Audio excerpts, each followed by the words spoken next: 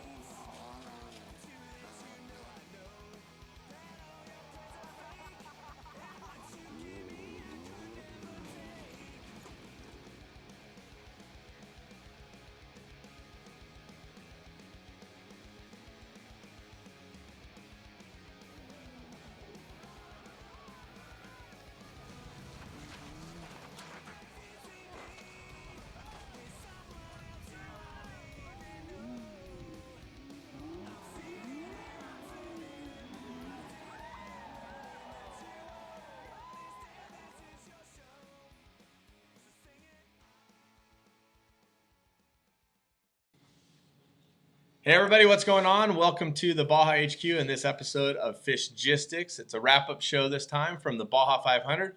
Of course, if you're not familiar with Fishgistics, it's a tracking and race service that you can hire. They'll send you text messages, they'll send you updates on where your race vehicles are, and they'll basically be your U.S. Rally, our invisible partner, so to speak, from the racing. So get with Fishgistics. Austin Farner, he's the man that makes it happen, and he's decided to create some content, and somehow or another, he is just crafty enough to con all of us to get involved. And all of us is a room full of people today, which should be pretty spectacular. Super excited. But first off, my name's MacCachren, Steele, driver of the number 16 Monster Energy Score Trophy Truck. Next to me, my co-host for this episode, if you can believe that. You guys can start making comments right now because it's going to get crazy.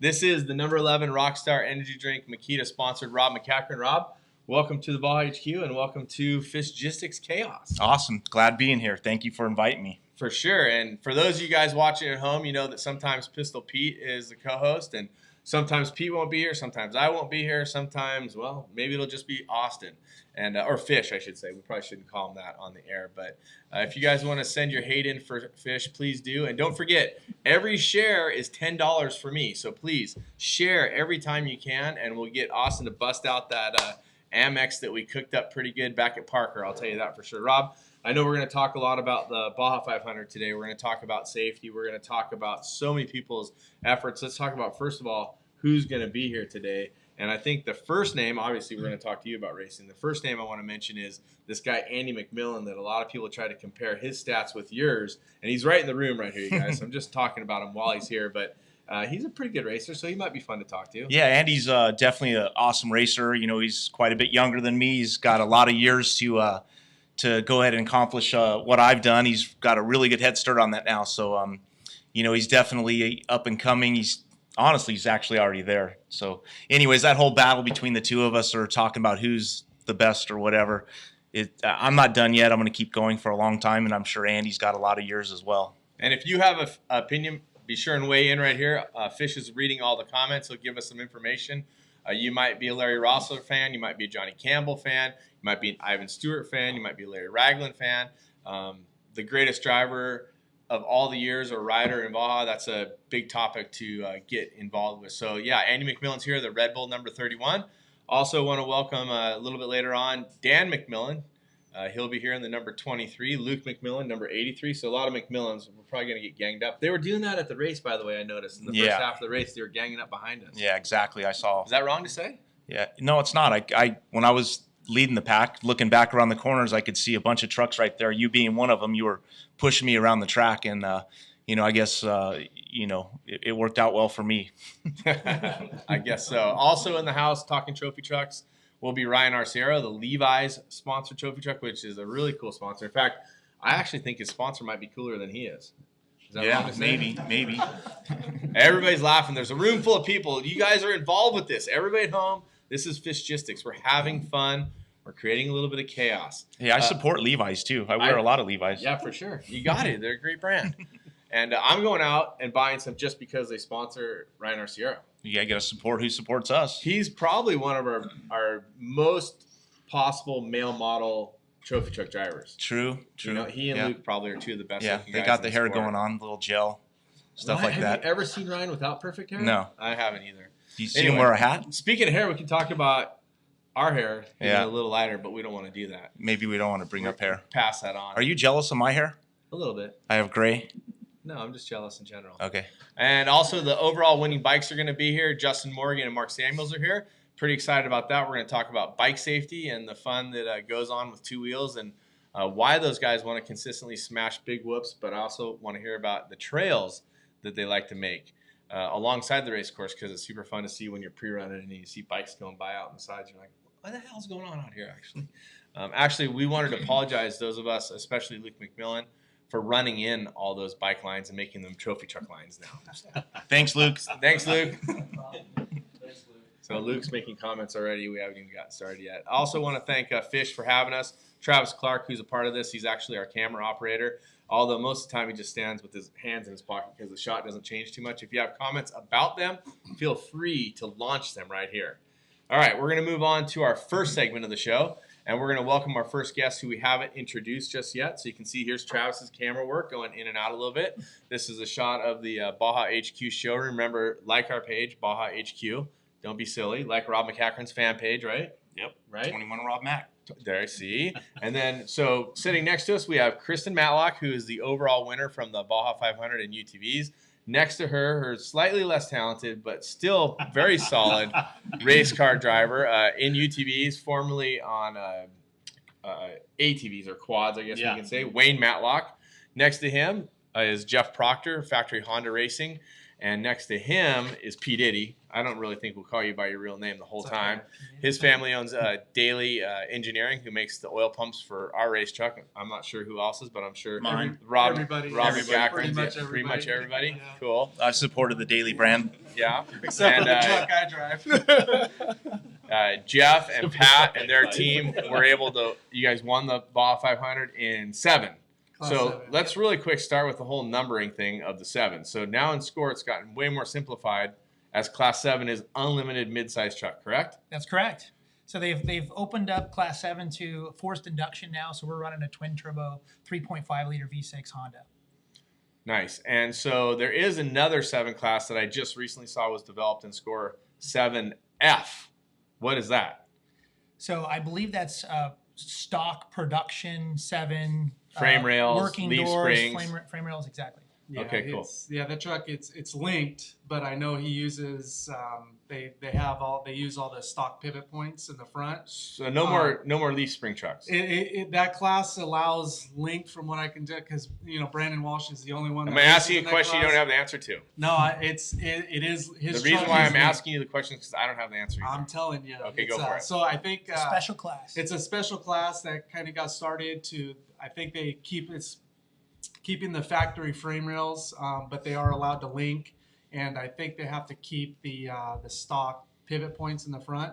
And I know he does that because he wants to run the stock 4-wheel drive in his Tacoma. So it's just kind of a class that got kind of started, and that way it's more of a still of a stock class. And Rob, you race some stock mini trucks and some. Do you ever race unlimited? No, I never did, and I'm wondering. I got a question now. I noticed.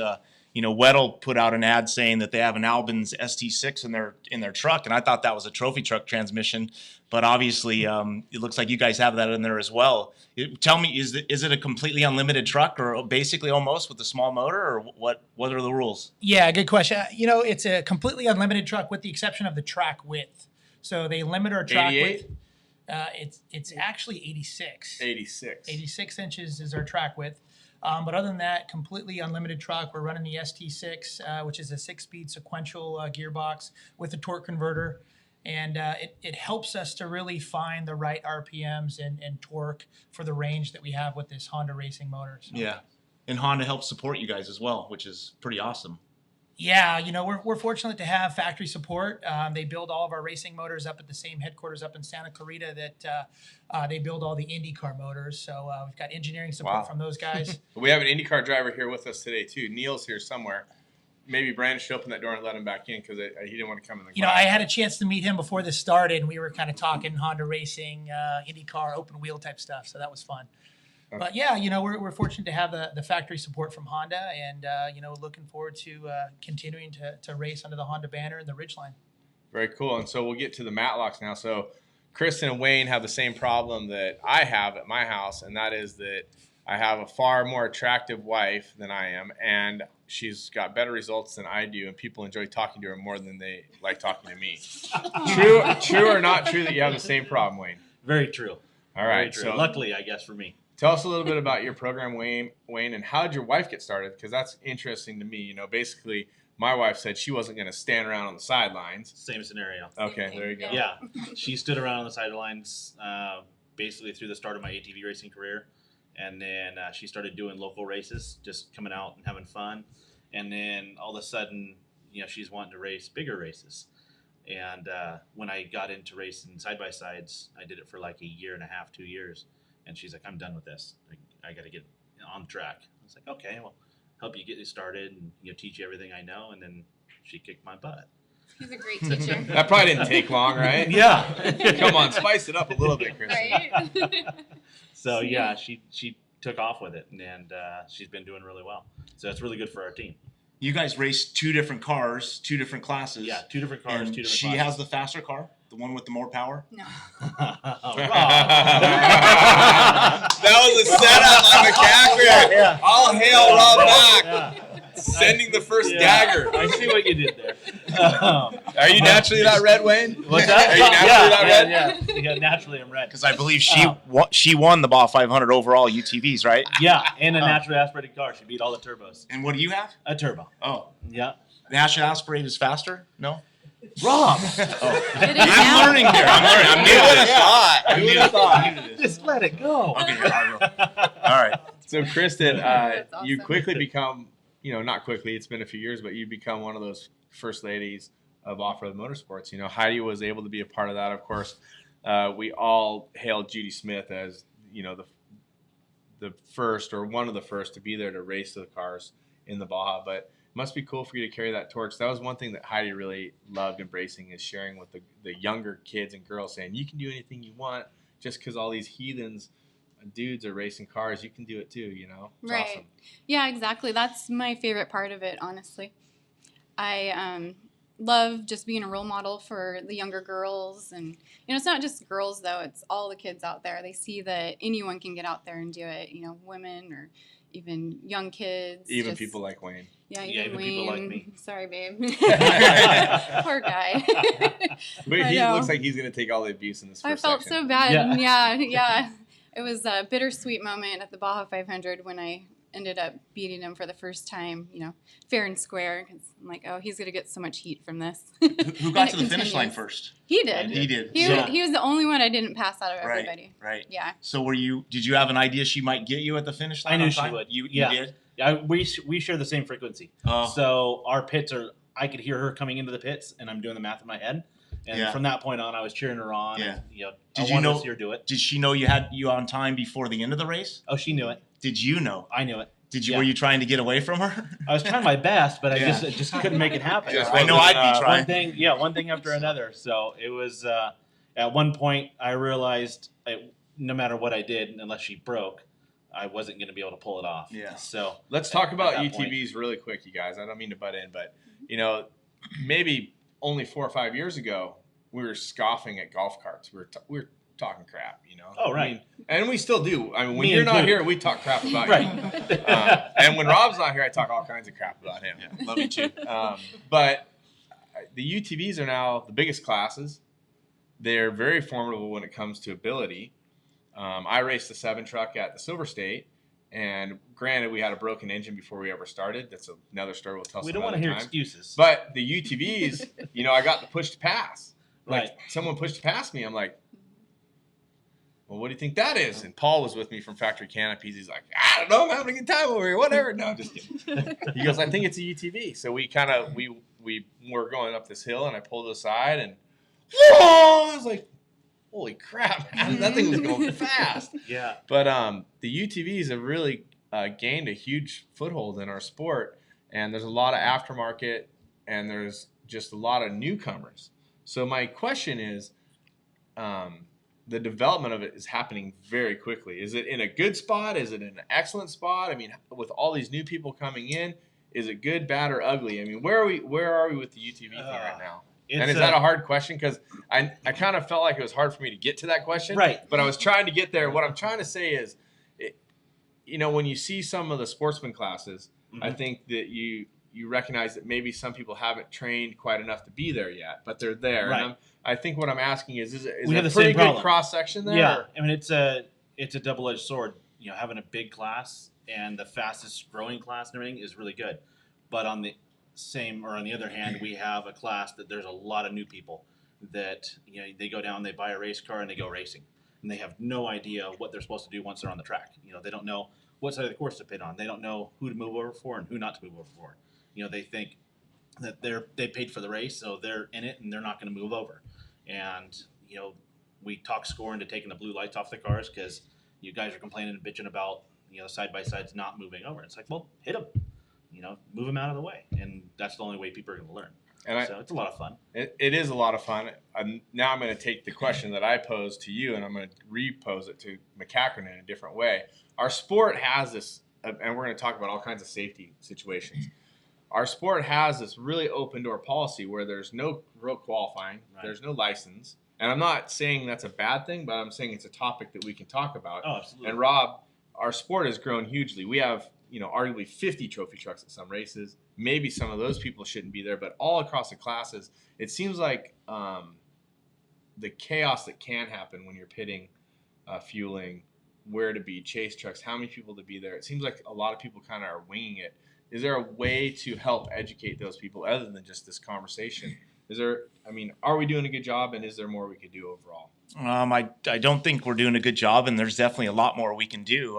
It is, this sport to a lot of people is a hobby. It's their getaway, it's their vacation time, and they come at it just to go enter. It's, bucket list type racing for some, and it does create a lot of problems and a lot of safety issues. And me being in it for a living, and it's what I do to make money, I'm scared to death about the accidents that can happen, and I know other people like yourself and the McMillins and many others are trying to get the word out, try to make safety. I think the promoters from all the different organizations, they need to help us. They need to try to do more. They need to put more rules in place, and mainly for safety.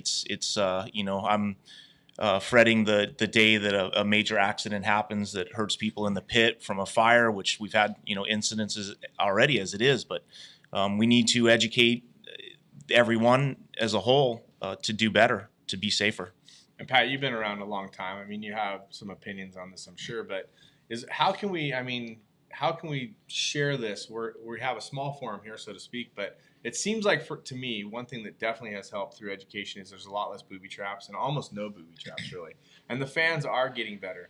But how do we help educate the racers, too, that are coming? Because the thing that scares me a little bit is the guy that says, yeah, I came here and I'm going to send my chase truck here, here, here, here, and here. And to be able to do that, you got to be going, it's not possible. Yeah. Right. So how do we spread that word? I think, obviously social media is a great channel, and I don't think we're doing a good job using it enough.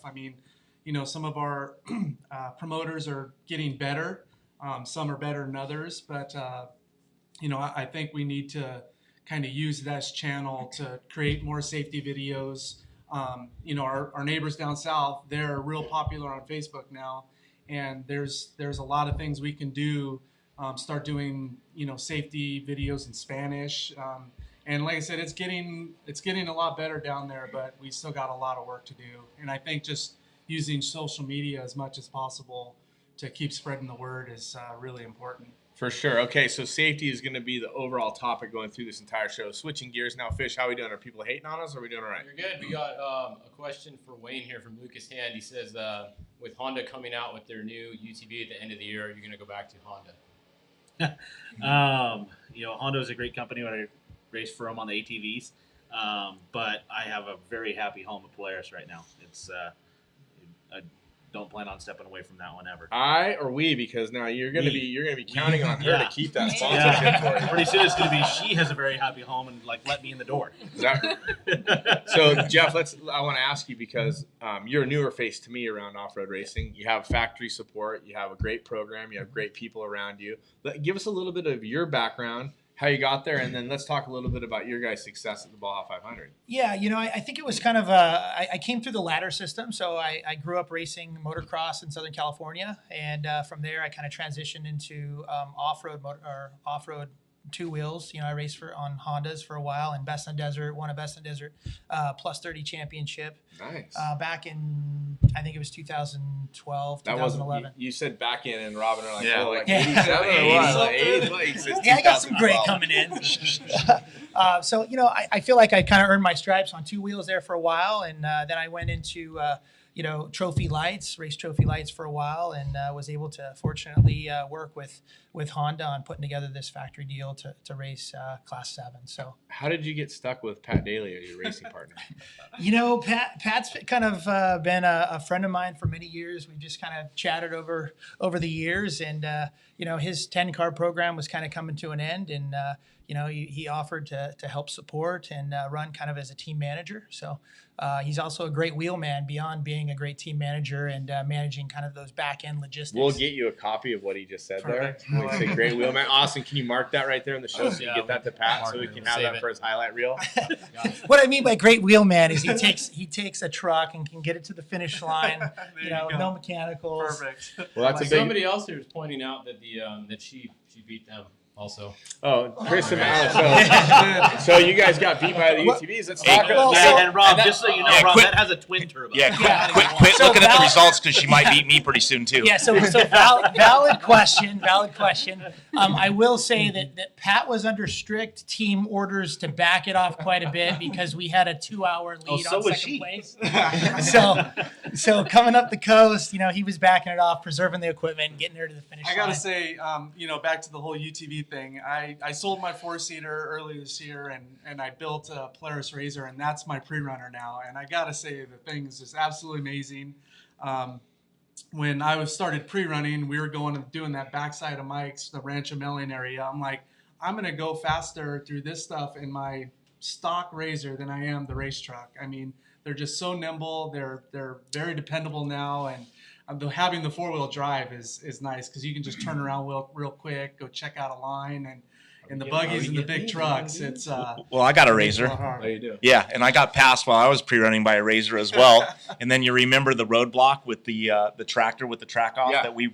you and I and Luke were all there trying to figure out how to get away with or get around. Do you know that a Razor passed that tractor before we even got there, climbing straight up the hill? So And speaking of that spot right there, let's show this video real quick of the UTV going around a 5-car who was waiting at that very section where you guys are talking about. So what do you guys think? Should this be the new thing or what? Let's see. This is the 5-car. Yeah, so here you go. This is a minute and a half video here. We got the UTV is pulled up behind the 5-car and he's yelling at him right now if you're listening to it. And he has some choice words for him. And then, basically get out of the way. And he's telling him that he's waiting because there's a car stuck up there. So he's waiting his turn, but the UTV doesn't want to wait his turn because he's 4-wheel drive. So he says, I can go around, get out of the way. So looks like in a second here, he starts to go to block him. So the UTV's on the right trying to go around. So he scoots up, and then the UTV, the other guy is going to just run in front and be like, screw it, just go, which you'll see right coming up right here. He's like, what the heck? For a choice of other words. That's exactly what he said. And here comes the UTV. Watch the right. Watch on the right here. Here he comes. Boom! Right over him. See ya. So then he goes right through. Right, playing through.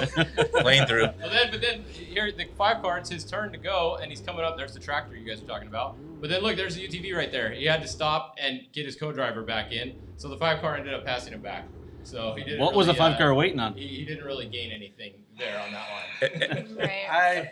I personally, I mean, I would, if I was in the UTV, I'd probably do the same thing. I did the same thing. Yeah, actually. I mean, I've gotten impatient in Yeah. bottlenecks before, and if there's a way around, hey, As long go as no for one's it. standing out As long there. as nobody's Right. standing in the way. I mean, 2014 Baja 500, we were going the opposite way, and there was a lot of bottlenecks by the time we got there in the 10 car. And, you had to get really creative out there, and nobody's – I mean, if you're going to sit there and stand around and wait, Right. there's a way around, it's game on. Well, so I can't say I ride a lot of hard enduro, but I have. But the one thing I learned on two wheels, if there's an obstacle, never wait for anybody. Go right around them all and just go. Take your shot, and then if you don't make it, come back down, cut them off again, and go. Your As long turn, as it's your turn safe. starts when that green flag. Is that right, Justin Morgan? Right? You got to go. Like, don't Yeah. wait for the other guys. Waiting As for long as everybody. it's safe and you're not going to Yeah. run anybody over, it's game Safety on. first. Safety I don't really first. see Yeah. what was the 5 car waiting for in the first I place. guess That's there what I was was a wondering. car stuck at the top of the hill right by the tractor that he was waiting to move out of the way. That's what they said. Yeah, I don't think the guy in the UTV could see that anyway, so I don't blame him for I was trying in to that go. same exact scenario there, and there was 2 cars, 2 buggies, like waiting their turn there, and I could see that there was something up ahead of me there. But I have 4 low, so if I have to climb a mountain to get around these guys, I'm going to do it. I'm not Well, going you had to. the buggies pull in front of you to block you too. They blocked me, yeah, but they didn't block me for long after I yelled at them a few times. But Did you- I did have you 4-wheel drive, you did you- guys. what were your choice of words? You guys shouldn't be parked here. No, I Yeah. didn't. I'm like, I have 4-wheel drive, and they're like, okay, go ahead. So I went around them, and sure enough, I made it no problem around them, and stayed right in front of him the whole time. That's all the way to awesome. finish. We're gonna wrap this up in a second. This segment, we're gonna keep moving on today. We're gonna stay on topics. You guys at home on Fishgistics, you guys can send your questions. Please share, because we want everybody in the sport to be able to see what we're all talking about. Rob Mack, before we let the Matlocks and the Class 7 guys here, Honda Racing guys go, you got any thoughts for any of them other than don't pass us in their Yeah, trucks? I know you got 4-wheel drive, but please, hopefully I don't ever get stuck and you drive by me. Wayne, just joking with you. I know you guys are a heck of a team. That had to be pretty awesome. Is that the first time you guys have won 2 or finished first in both classes? Or have you done that before? Well, no. So I ended up finishing second in class. Right. At San Felipe 250, I The plot overalled and she thickens. got second. Yeah. So there she you kept saying that maybe Nice. the 500 will be the other way, and I said, well, hope not. But Nice. Probably not, babe. Yeah. Probably not, babe. but it was. So it was fun though. I was awesome. really, really happy. He for wants the 1,000 now, but Yeah. I'm not so going to let him have so it. do we all. it. Yeah. That's the whole year. The whole year is all about winning the 1,000. Right. Well, that's Right. I didn't tell you guys this, but that's the reason why we invited Rob Mack up here today. Is we're going to do the show, and then afterwards we're going to take him out back and whoop him. Right. And hopefully, we might not Tired be of able to him get winning all yeah, these we're, things. we're a little tired. In case you guys didn't know, Rob Mack won San Felipe and the Baja 500. Rob Mack is here announcing his retirement today, right? Oh, that's right. He's out of here. You're out. But hey, you guys, great racing. I'm super stoked with what Honda's doing with you guys. You guys got to be super proud to carry that flag. Same question. The Yeah. question got posed to them by you guys about the UTV. Is there a chance we're going to see you guys running UTV team, or is that something that we'll see Johnny Campbell running, or where's the plot thickening here? And I know how it works at Honda. Not a peep, right? No one's telling. Yeah, so you're very familiar with Honda, so there's not a whole lot I can talk about, but I can make the announcement that Johnny Campbell will be driving with us at the 1,000 this year. So Yeah. we're excited to have Johnny Campbell back on the team. And it's So gonna did you guys win the 1,000 last year, or no? You guys got set. had a we problem? came in second. We had a little problem about race mile 800. Got stuck in the silt for way too long. Oh, that's a bummer. Yeah. Well, we just simply call Johnny 11 times, so he's pretty amazing. And speaking of Johnny, those of you guys who want to ride dirt bikes with Johnny Campbell, myself, maybe a few of the others, maybe we'll get Wayne to come this year. But the Baja Beach Bash is coming up. It's a fundraiser organized for Rancho Santa Marta and San Vicente, and it's a dirt bike ride that anybody can join in on. I'd love to have you guys out there. And anytime we can roost people and have fun is the name of the game. So I didn't really realize you had such a big dirt bike background, and we're trying to get this guy to come out because unknown to a lot of people, Rob Mack is a dirt bike rider. Nice. Absolutely. We got dirt bike guys on the show next. And next up, thank you for that segue, Fish. You're so good. Sometimes I think I should sit up there and just punch the buttons and look. You come over here and look pretty and talk story. But Fish is coaching us to let you know that Justin Morgan, Mark Samuels, and the overall winning bike team, they're coming up next on this next segment of Fishgistics. I want to thank the Matlocks thank Mr. Proctor and Mr. Dailey, Class 7, you guys. Very cool to have you guys here. And thank my co-host, Rob Mack, because he got frisky right away, and I'm looking forward to a lot more friskiness. You got it in you? I think so. All right, there we go. That's going to do it for segment number 1. We're coming back with Dirt Bikes people. Check this out real quick. We're going to pay some bills. The way we see it, you don't build the best racing shocks on the planet without getting a little dirty. Fox shocks are engineered with one thing in mind: winning. Now, this race-proven performance is available as a direct bolt-on replacement shock for stock or lifted trucks and SUVs. Because where you're going, it's all about the ride. For race performance and a guaranteed factory fit, ride Fox.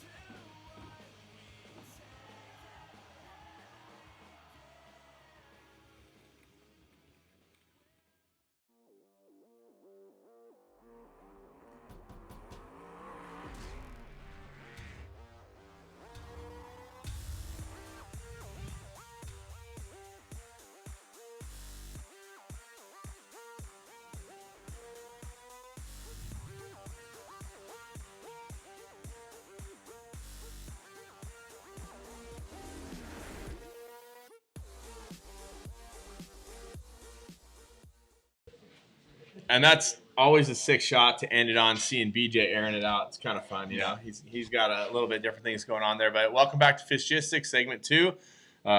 Next up, the two-wheel guys, which I'm kind of worried these guys might give us a hard time instead of us giving them a hard time. But Rob Mack and myself continuing on. This is Mark Samuels right here. Of course, he's been racing dirt bikes for quite some time. Baja, multiple championships. He and Colton Udall used to be partners. And next to him is Justin Morgan, who's quite the talent. He's won the Nora 1000, and he's won multiple Baja races. Did you race on the winning Baja 1000 team also, right? Okay, so I'm flexing my brain a little bit, but I'm not that smart. So, and you guys had a third member of the team as well, Justin Jones, who's not here today. But super stoked to have you guys. Mark, welcome. Thanks for coming down to be on Fishgistics. Yeah, thanks for inviting me. Yeah, we're stoked. Justin, thank you, too. I know that you're not always in the mix on the media, but we're stoked to have you. And cool stash, by the way. Thanks. You and Rob's partner in the Baja 1000 races got the mustache thing going on, Jason Boss. Yeah, Smart. It works Must be for him. Cowboys. Yeah. I don't think I Keep it could. going. I don't even think I could grow a mustache. It'd take me about a year. Yeah, that's pretty good stuff there. Let's talk about dirt bikes, okay? Because for me, obviously, dirt bikes are a huge part of my history. Started riding when I was really young. I did race some Baja races, not very well, but we did have a team for a while, which is awesome and scary. Yep. Still ride all the time, so I have a lot of passion. As we said, Rob has a lot of passion. But you guys are winning overall on the bikes, and the speed must just be incredibly gnarly. I mean, for us, we're always worried about people moving around, but you guys have the same worry on the side of the racetrack, correct? And plus, you guys have lines that kind of go everywhere. Yeah, definitely. I mean, there's, you clip a person or a dog or a rock that's basketball sized. It's not going to be too good for us on a bike, that's for sure. Baja is a wild place for sure, and being on two wheels and going the speeds to win is pretty gnarly, but it's pretty awesome at the same time. For sure. And you raced the Dakar this last year. Congratulations. Finished top. Thank you. 22, right? 21st. 21st? Yep. That's good. Is there a coincidence? It's a good number. That's a good number. That's Rob's racing number. Short course number. Sorry. Go It for should, short be, it course. should be your racing number on everything. I'm just Yeah. saying. I won't interject here, but is No, that wrong that's for me to okay. put my opinion on? Nope. What do you guys think on that's Tavo. Fishgistics? What should Rob be running the 21? That's all I want to know. But that's Tavo's number. Yeah. Let's not mess with Tavo. But he was I 4. don't want to do that. He was 4. But they changed the number, then they won, right? Well, they tried to change their luck, which worked. Yeah. Wow. Wonder. So 21's a lucky Something to number. think about all of a sudden. Well, I live in Vegas, so I love that's why I 16. picked 21. Well, I There wouldn't. you go. I wouldn't change But- the number now that you won all No. those races, No, right? No. exactly. We're stuck with 11 now. My son says I'm 11 in desert, 21 in short course. So, And anyways, what's your back to guys' bikes. number?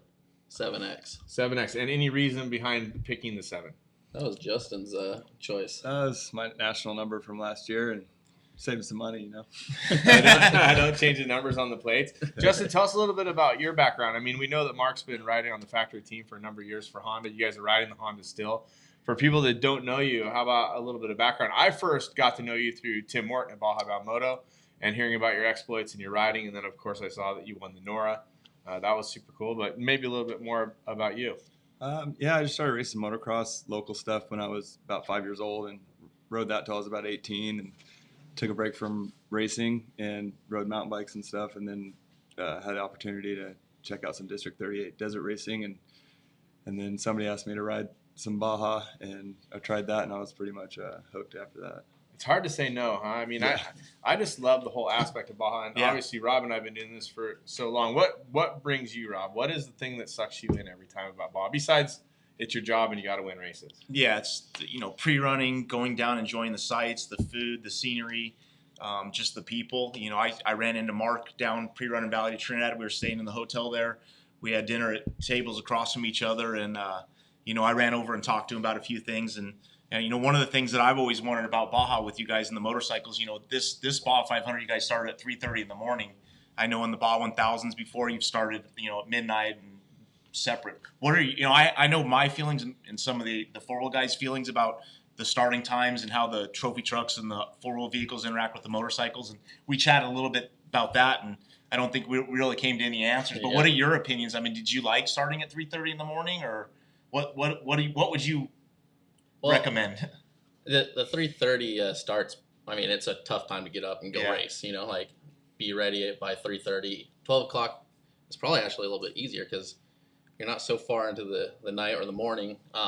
But I felt like it actually worked pretty well. The only thing that kind of didn't make sense to me is they still started you guys the same gap or maybe an hour later than normal. So it didn't really take care of the deal of you guys catching sportsmen's or the slower guys, and it didn't really bring any safety factor to the race. I didn't feel, other than starting the race earlier for us, which made it a little more dangerous for sure. Yeah. But got a lot of the riders out of the heat too, that people could clear. Like we were going down into the desert at, I don't know, maybe was it 10:30 or so?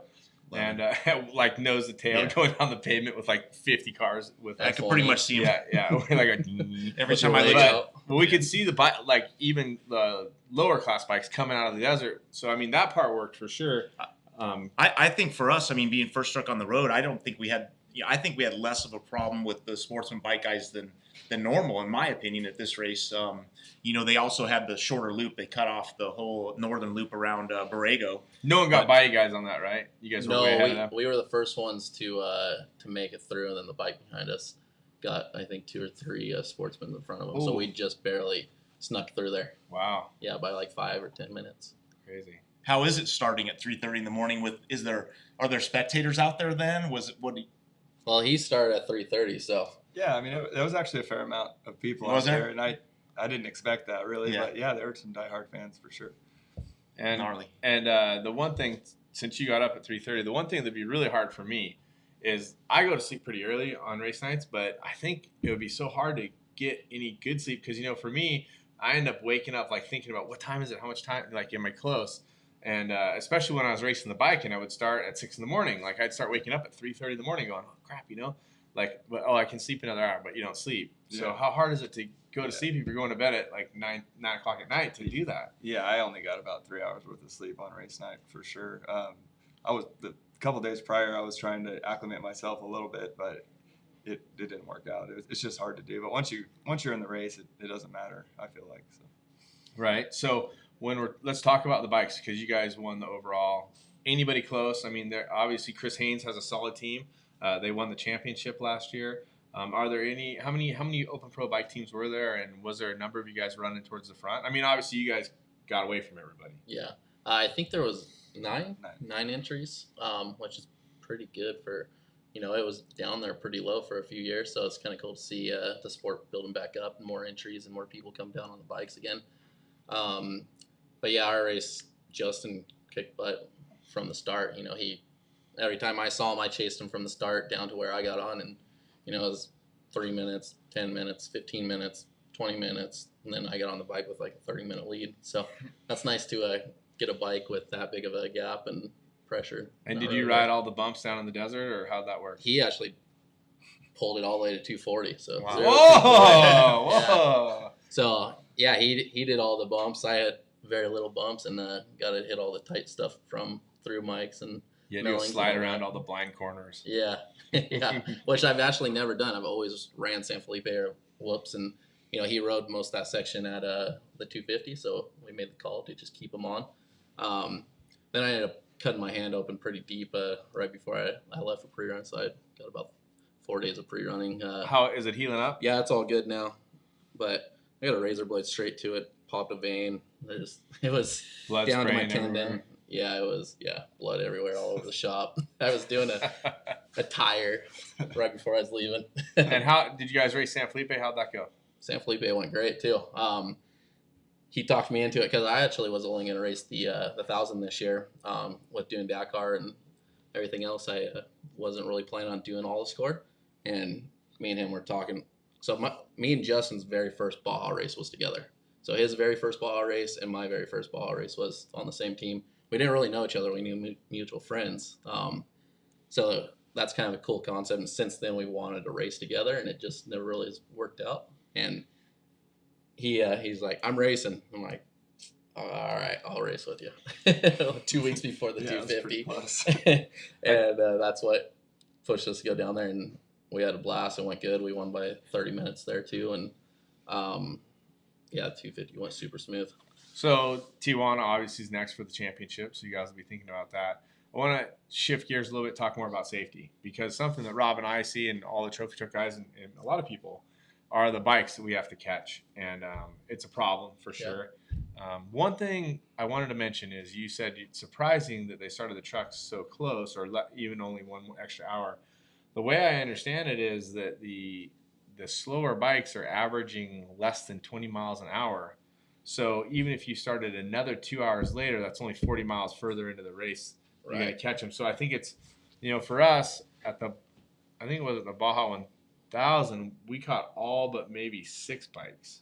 Yeah. And then San Felipe is very similar too. I don't know what the ratio is here, but I can tell you we catch a lot of bikes. We catch a lot of guys elbows down, sitting down, struggling through the ruts. You think it's just obviously there's lots of different classes, but I also wonder a lot of times when I'm out there, how many of these guys pre-run, right? Because I don't seem to see a ton of bikes pre-running. Yeah. What's your take on that? I mean, is that part of maybe the issue that maybe they're seeing stuff for the first time, or B, they don't even really know what they're getting into?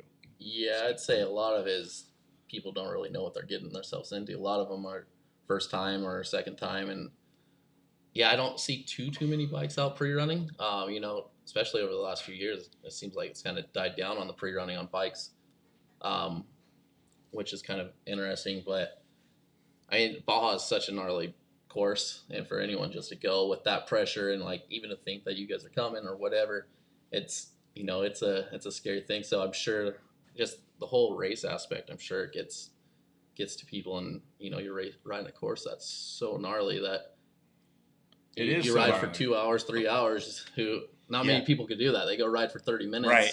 Who doesn't ride a bike very often, and you're hurting the next day. Yeah, a lot of the bike guys that we pass in the trophy trucks, they look like they're just done. They're worn out. They have a hard time even getting off the course. We'll slow down to 5 miles an hour trying to let the guy get out of the rut, and he honestly, most of them can't even get out of the rut. Yeah, they pull over and they stop, and they're still in the rut, and that's a huge thing that we need to try to educate the bike riders about. Those guys that are that tired or at that low of a skill level, they cannot stop right there in the rut, because typically with the trophy trucks, we're one right after another. Once there's one, there's usually a line of them. So it's super scary for myself, and I know for everyone that races a truck. But yeah, it's scary, and I don't know what to do about it. And like Cam said, the bigger start gap, I don't think that there's enough of a start gap. Yeah.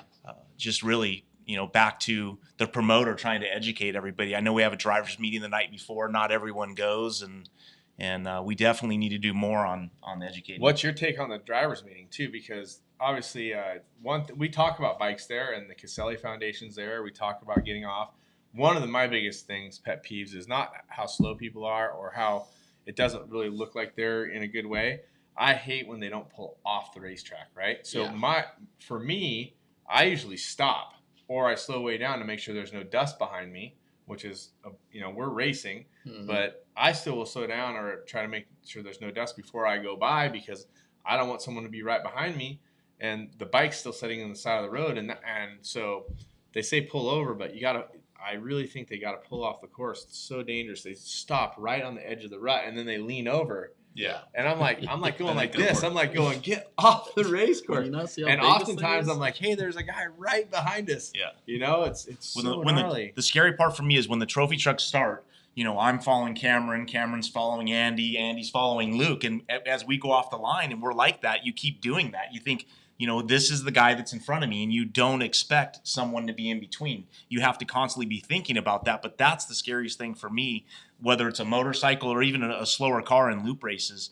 And that's the thing that the bike guys have got to realize. They need to get off the track when they stop, let alone other people as well. Yeah, absolutely.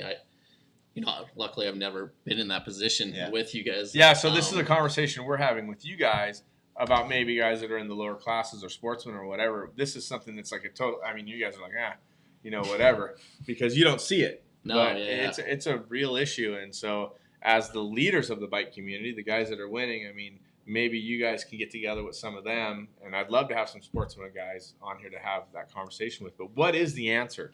For me, I think the answer is the trophy truck's got to race on a different day. That's what I think the answer is. Right. But then the trophy trucks also bring some of the biggest infrastructure, which means huge pits, lots of lights at the pits, medics, helicopters. All that infrastructure suddenly might still be on the peninsula, but it's not in motion. Right. So that's something to think about, because safety is job one, but I think we've got to get the trophy trucks, if possible, into a more isolated position, Well, you got bike guys that want to win the race overall, and you got bike guys that are on a bucket list type thing, and that's how we got to separate them. Honestly, it's do the bucket list bike guys need to start in the back of everybody, or that's a good question for you. Rob's posing that question. If schedule changing where pro bikes start, and then trophy trucks, and then or whatever the fastest all around classes, let them go. I don't know. That's definitely a tough.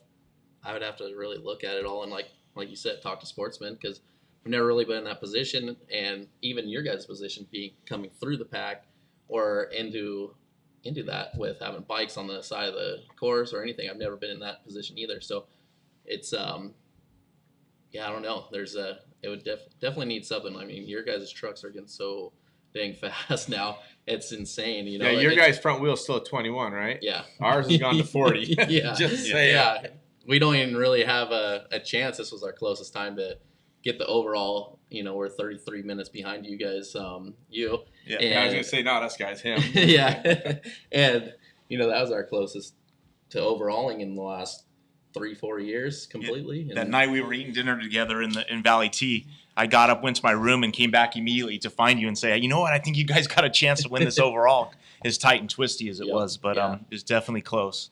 Yeah, it was definitely close. We're hoping to, but didn't quite make it. I don't know if it's going to happen anymore. There's going to be situations where it's close, but man, it's so crazy how fast.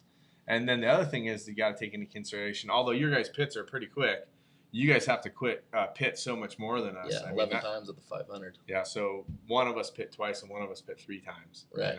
And those pits are less than 35 seconds. Well, at least ours are. I don't know about his, but when they're good. How long does a bike pit take? Yeah, 30 seconds. Yeah, pretty quick. If you're changing a wheel, can you do that quick? We did front, back, filter, checked oil, Change and the lights. change the lights, and that was all within under 2 minutes. Oh, that's pretty solid.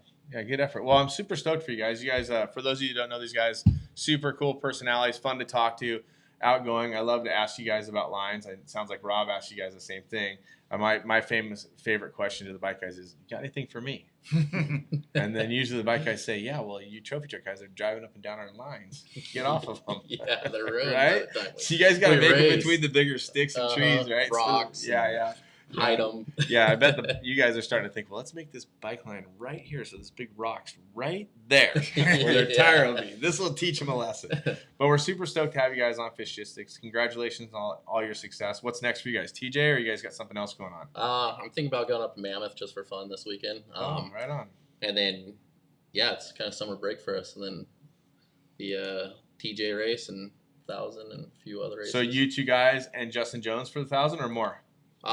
Just us three right now. Just you three. We'll see where it goes, but Loop race, a little easier to manage that way. Yep. Gotcha. And what about you, Justin? What do you got going on? Well, we'll do the TJ race, and I think I'm going to do some works racing, and we got the 24-hour. Oh, right on. Enough to keep us busy. Very cool. Right on. Well, great to have you guys on the show. We're going to wrap this segment up at Two Wheels. If you guys have comments about what you think start positions could be, what you think bikes should be doing, we would love to dig into that into our next show. We'd like to get maybe these guys can come back. We get some sportsman bike guys on here. If you guys have suggestions who we should have on here, we'd love to hear it because we're all ears, and hopefully you guys are sharing this with all your friends so more people can watch about off-road racing. Any questions for these guys before they go, Fish? A couple people said eliminate sportsman classes. That's ruthless. That is ruthless. That's ruthless. I don't think that will help the situation. It's probably not going to help. No, right on. Well, when we come back, it's going to be a trophy truck lie fest. There's going to be lots of stories being told. Ryan's going to lie about how he could have beat Luke, and Luke's going to lie about how he could have beat Rob, and Andy's going to be just sitting there going, "I can't believe my cousin beat me." And amongst all that, I'm going to be sitting there going like this because I definitely sucked. But that's just the way it is this time around. We'll be right back with more Fishgistics.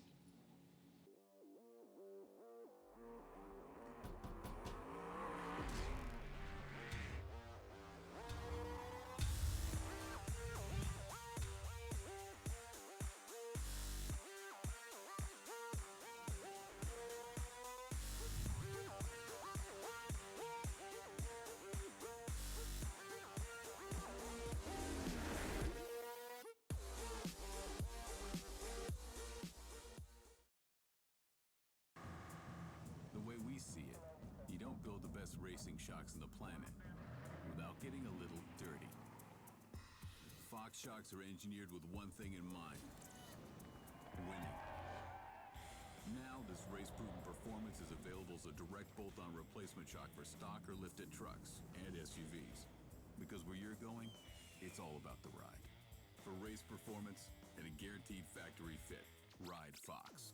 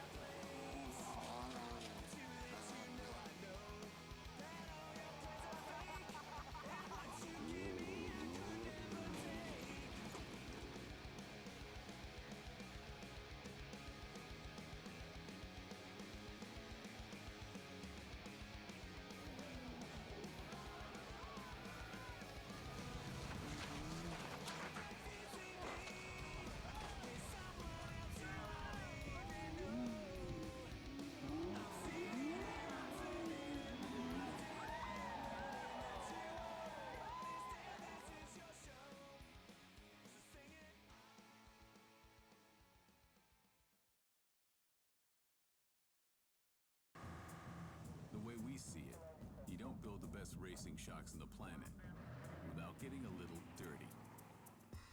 Fox shocks are engineered with one thing in mind: winning.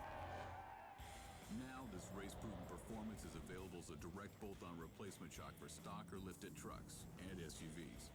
Because where you're going, it's all about the ride. For race performance and a guaranteed factory fit, ride Fox. All right. Back on, Cameron. Hey, everybody. Welcome back to Fishgistics. Cameron's still here alongside my co-host, Rob MacCachren, and we have taken over the panel with a bunch of trophy truck donkeys. That's the way it's going to be. I want to thank everybody that's been here already, the Matlocks, Jeff Proctor and Pat Dailey, of course, the bike guys, Justin Morgan, Mark Samuels, representing UTVs, mid-sized trucks, and motos, and now trophy turkeys, as I like to call them. But quite an esteemed panel of drivers here. Of course, Rob Mack next to me, Ryan Arciero, the driver of the Levi's truck, Dan McMillin. What's your big sponsor? I'm sorry, is it Method on the side of your truck, or no? That's Luke's truck. We got Method or Mark and Cian McMillin. Gotcha. DLM.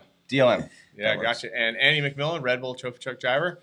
Good to see you guys. And just in case you guys are wondering, they're not all brothers. Dan and Luke are brothers, and Andy's the cousin. Their dads are brothers. Mm-hmm. Just so you guys are all clear on this. And it's Ian McMillin. Ian. Thank you. There you go. Gotcha. It's often times misspelled. Everything okay there, Travis? So far, so good. Did you answer? She didn't answer, but I texted her. So anyway, we're talking Baja 500 and wanted to follow up. Rob MacCachren, of course, the winner. We have the results right here. You guys want to talk about it? I don't really want to talk about it because in 20th position was the number 16. That's us. So what happened to you? I'll tell you what happened to us. I think we got caught up in the race and we were racing hard, and everything was going smooth at Melling Ranch. Just before Melling Ranch, we kind of heard this funky noise a couple times, but not like a full panic. Don't worry. And in the rear end, we did our pit there and decided to not even say anything to the pit guys and jammed out behind Rob and went about 2 miles through the water crossing and the silt. And as we went after the silt, it went right, and then there's a hard left, right? We made that hard left, but I kind of not blew it, but I just kind of went over the top of the berm a little bit, and it wedged the truck pretty hard. And I just heard this. I was like, oh my gosh, I think we just lost the gear. And so Cody and I decided to stop, and we jumped out of the truck, and we're like, trying to shift it, trying to see if we could see anything. But of course, we couldn't see anything. Then Luke comes over the hill. I think we probably scared him because it was like a little bit blind. I saw you. Oh, you see us? And Cody was standing on the side of the road. I'm like, Arr. But we made the decision to go back to the pit and try to figure it out because it was a really remote section. Didn't want to break, bottleneck, whatever. So we made the call to go back. We went to our pit. We didn't go backwards on the course. We knew there was a route around Mellings the other way. We stay up there often on our truck trips. And our pit guys spent time there trying to figure it out. And guess what? There was nothing wrong with the truck that they could find. We ended up changing the drive shaft, and we never heard the noise again for about 200 miles. And then the noise came back for about 8 seconds, and the whole rear end grenaded about 30 miles from the finish line. So after looking at it, thinking about it, we're thinking that it's possible that something failed in the gear or broke, or we broke something, and that maybe it fell into the bottom or wasn't a factor, and then it showed up later in the race. But that's what happened to us. So bummer after being second a couple times. Yeah, really frustrating. But you guys all had a great race. Congratulations to all of you. Really quickly with the results, we'll go down here. Rob Mack was the winner. Luke McMillin was second place. Have you done that before? I have gotten second a few times, mostly behind Rob. Okay. 2014 1000, me and Dan raced together in the 83 truck, and I think second behind these two donkeys. Yeah, behind them two teamed up. So yeah, we've been second overall a couple times, but I haven't got good run. Congratulations. Thank you. Ryan Arciero, I know third overall. You've won the Baja 1000 a couple times overall, right? The 1000, yes. The 500 once. I was fortunate enough, but just wasn't to be this year. These guys did such an awesome. They're pretty quick, aren't they? Yeah, it was such an awesome. I mean, it was a race that I don't think I've seen such a close race for so long during the race. It wasn't for 50 miles. It wasn't for 100 miles. It wasn't for 200 miles. It was the entire length. Well, of for this me, it course. was for 300 miles. But it was crazy, the gap that developed, and hearing about it and the time splits and everything. There was, 5 trucks were really hauling. Other guys were going quick too, but there was a big gap there. I mean, but hats off to you guys to be able to continue it all the way. The ratio, as far as I'm concerned, and the guy with the math and the ratios are these two guys over here, but usually 3 of the 5 will disappear if they're all running that hard. There is still Rob, Luke and Ryan, after you fell out, they kind of really put a gap on me in fourth, heading up into the Mike's Loop. And I would gain a minute back, and then the next timer checkpoint, I was like 2 minutes down, and I was like, what the hell's going on? But then Ricky Johnson behind me, Larry was behind me in Dan's truck, and he was moving up through there. And then Ricky Johnson in the all-wheel drive Mason truck. He was pushing. He made up a lot of time in that Mike's Loop. He was winning at mile Yeah. 400 on time. He Yeah. was the lead on corrected time. He was winning. That was a perfect for that 4-wheel drive, and that Mike's Loop would have been just awesome to have. I mean, it showed it on the clock too. So we keep going on the results here real quick. So fourth place, which is he laughed. It's for those of you who don't know, there's a running joke about Dan being fourth place, and like he got perpetuated through Race Desert, and there's lots of hype, lots of talk, and so one of our listeners, after seeing that you were in fourth place, really wanted to present you with a special trophy for fourth place. This was sent to me anonymously, and it showed up at my house in this condition. Here comes Fish, you guys. This is Fish, owner of Fishgistics, and it looks like it's a golden donkey with some broken parts. It's broken. And you're supposed to give that to him. Was there more? Yeah. This is the plaque it was sitting on until it broke. It's got character. What's it? It says 2018 Score Baja 500 Dan Mac Award. If you're not fourth, you're last. And then this was a letter I was supposed to give you to read, I guess. Oh, let's open it. Well, let's see what it says. What do we got? It's like Christmas. It's from Dan 200. I just know it. Dearest Dan, we want you to know you are our favorite racer. We aren't saying you're fast. You're just our favorite. May the fourth be with you. Sincerely, the memes of off-road racing. That's pretty good. Flattered. So the rest of the parts of that are in the box if you want them in. A golden donkey award. You could probably super glue that thing back together pretty good.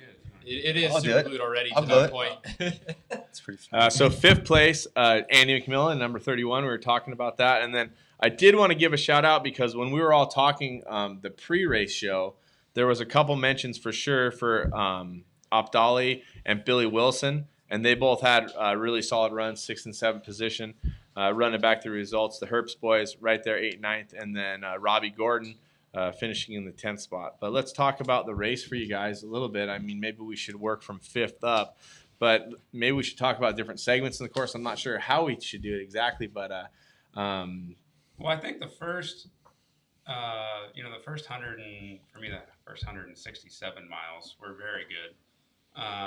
Although, so coming off the goat trail at Valley Trinidad, Rob was still first on the road. You were still second, right behind him. And then as I was getting time splits, everyone was like 30 seconds apart physically. And Luke was third, I was fourth, Ryan was behind me in fifth. Ryan was pushing me pretty good off the start through Ojos over to K77. I was getting split times on him and all you guys. But Ryan was driving pretty. His pace was faster than what I was anticipating. So then it caused me to start going faster. So then I kind of caught up to Luke. And at the bottom of the goat trail, us three were probably in the same minute of each other. Luke pulled over to tape a GPS antenna came off. GPS antenna. And so I squeezed right by him. He jumped back on the pavement right behind me. He didn't know I had to pit right down the road, so I did my first pit at mile 118. So he was right behind me, and then that 20-mile-per-hour section. I don't know about you guys, but it was safe, and I'm good with safety, but it was painful. It literally felt like we were going like 3 miles. Yeah, it was hard. When you check up to try to go 20, you're like feel like you're stopped. Oh, And man. and I don't know. I'm wondering, was it actually safe going 20? well, the thing I think we're talking there about, was so much traffic. people passing. Did you guys get stopped? You guys were right in front of me. Did you? And I had to come to a stop At the Mike's turn. I think the bikes, a couple bikes were coming the other direction, so I stopped all of us. And I don't know if you guys had already got through because there was two other chase trucks in front of me, and I'm like, crap. Yeah. I got And, stopped. Did you? Yeah. There was about 5 or 6 trucks in front of me, so I peeled out to the left lane to show them I was there. And then I think the people monitoring the corner saw that, and then they started waving everybody through. Yeah. Okay, so now that we're having this conversation, I'm going to interject a little bit. Let's talk safety. So some of you may have seen the video that's happening online that Fishgistics had. Do you have that video? Yeah, which one are you looking for? The highway situation. Oh yeah. So the question is, should you be able to pass on the highway? yes, if one guy's going 37 and the speed limit's 60, maybe the guy's broken. But should we be racing on the highways? Can you nerf on the highway? Can you turn off your speed limiter for a second to go by someone? And these are questions that I think need to be posed. We've all Here, I'll turn the video on. So. Yeah. I believe this is the Wilsons and So Justin like Davis. K77. K77, speed zone 60 miles an hour. And Davis is sleeping going 37. I got on the pavement here and I started going 37. And then once I was going 37, I stopped there. Brady's like, hey, dude, it's 60. And then I sped back up to 60 because all the other sections except for Santo Tomas. Yeah. Can they hear us talking? Yeah. Yeah. So this is off the back of Davis's car? No, that's this Wilson. is Billy Wilson. Wilson. Sorry. And he just passed. So Davis. So wakes Brad up. Wilson driving? No, the Wilson this is- Motorsports? No, Billy Wilson. Oh, no, it's a Billy? buggy. No, I'm no, sorry. no, this is Brian Wilson's car. So it's either Brian Wilson. or Kyle Quinn. So he's going 37. They go by at 60. Then it looks like He realizes. And now Davis is going well over 60 to catch up. and there's contact. So the question I have really is, we're speed limiting, and I'm not saying anybody did anything wrong. They didn't do anything against the rules. My opinion, I don't think nerfing anywhere on the highway is a good idea. That's my personal opinion.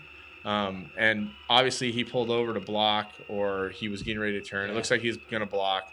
I think overall this is right here at the turn. I don't like that they're racing against each other right there. My personal opinion. And I like both racers. I'm good with both of them. Yeah. But that's the question I'm asking you, and maybe Rob, you start, and all you guys put your opinion in.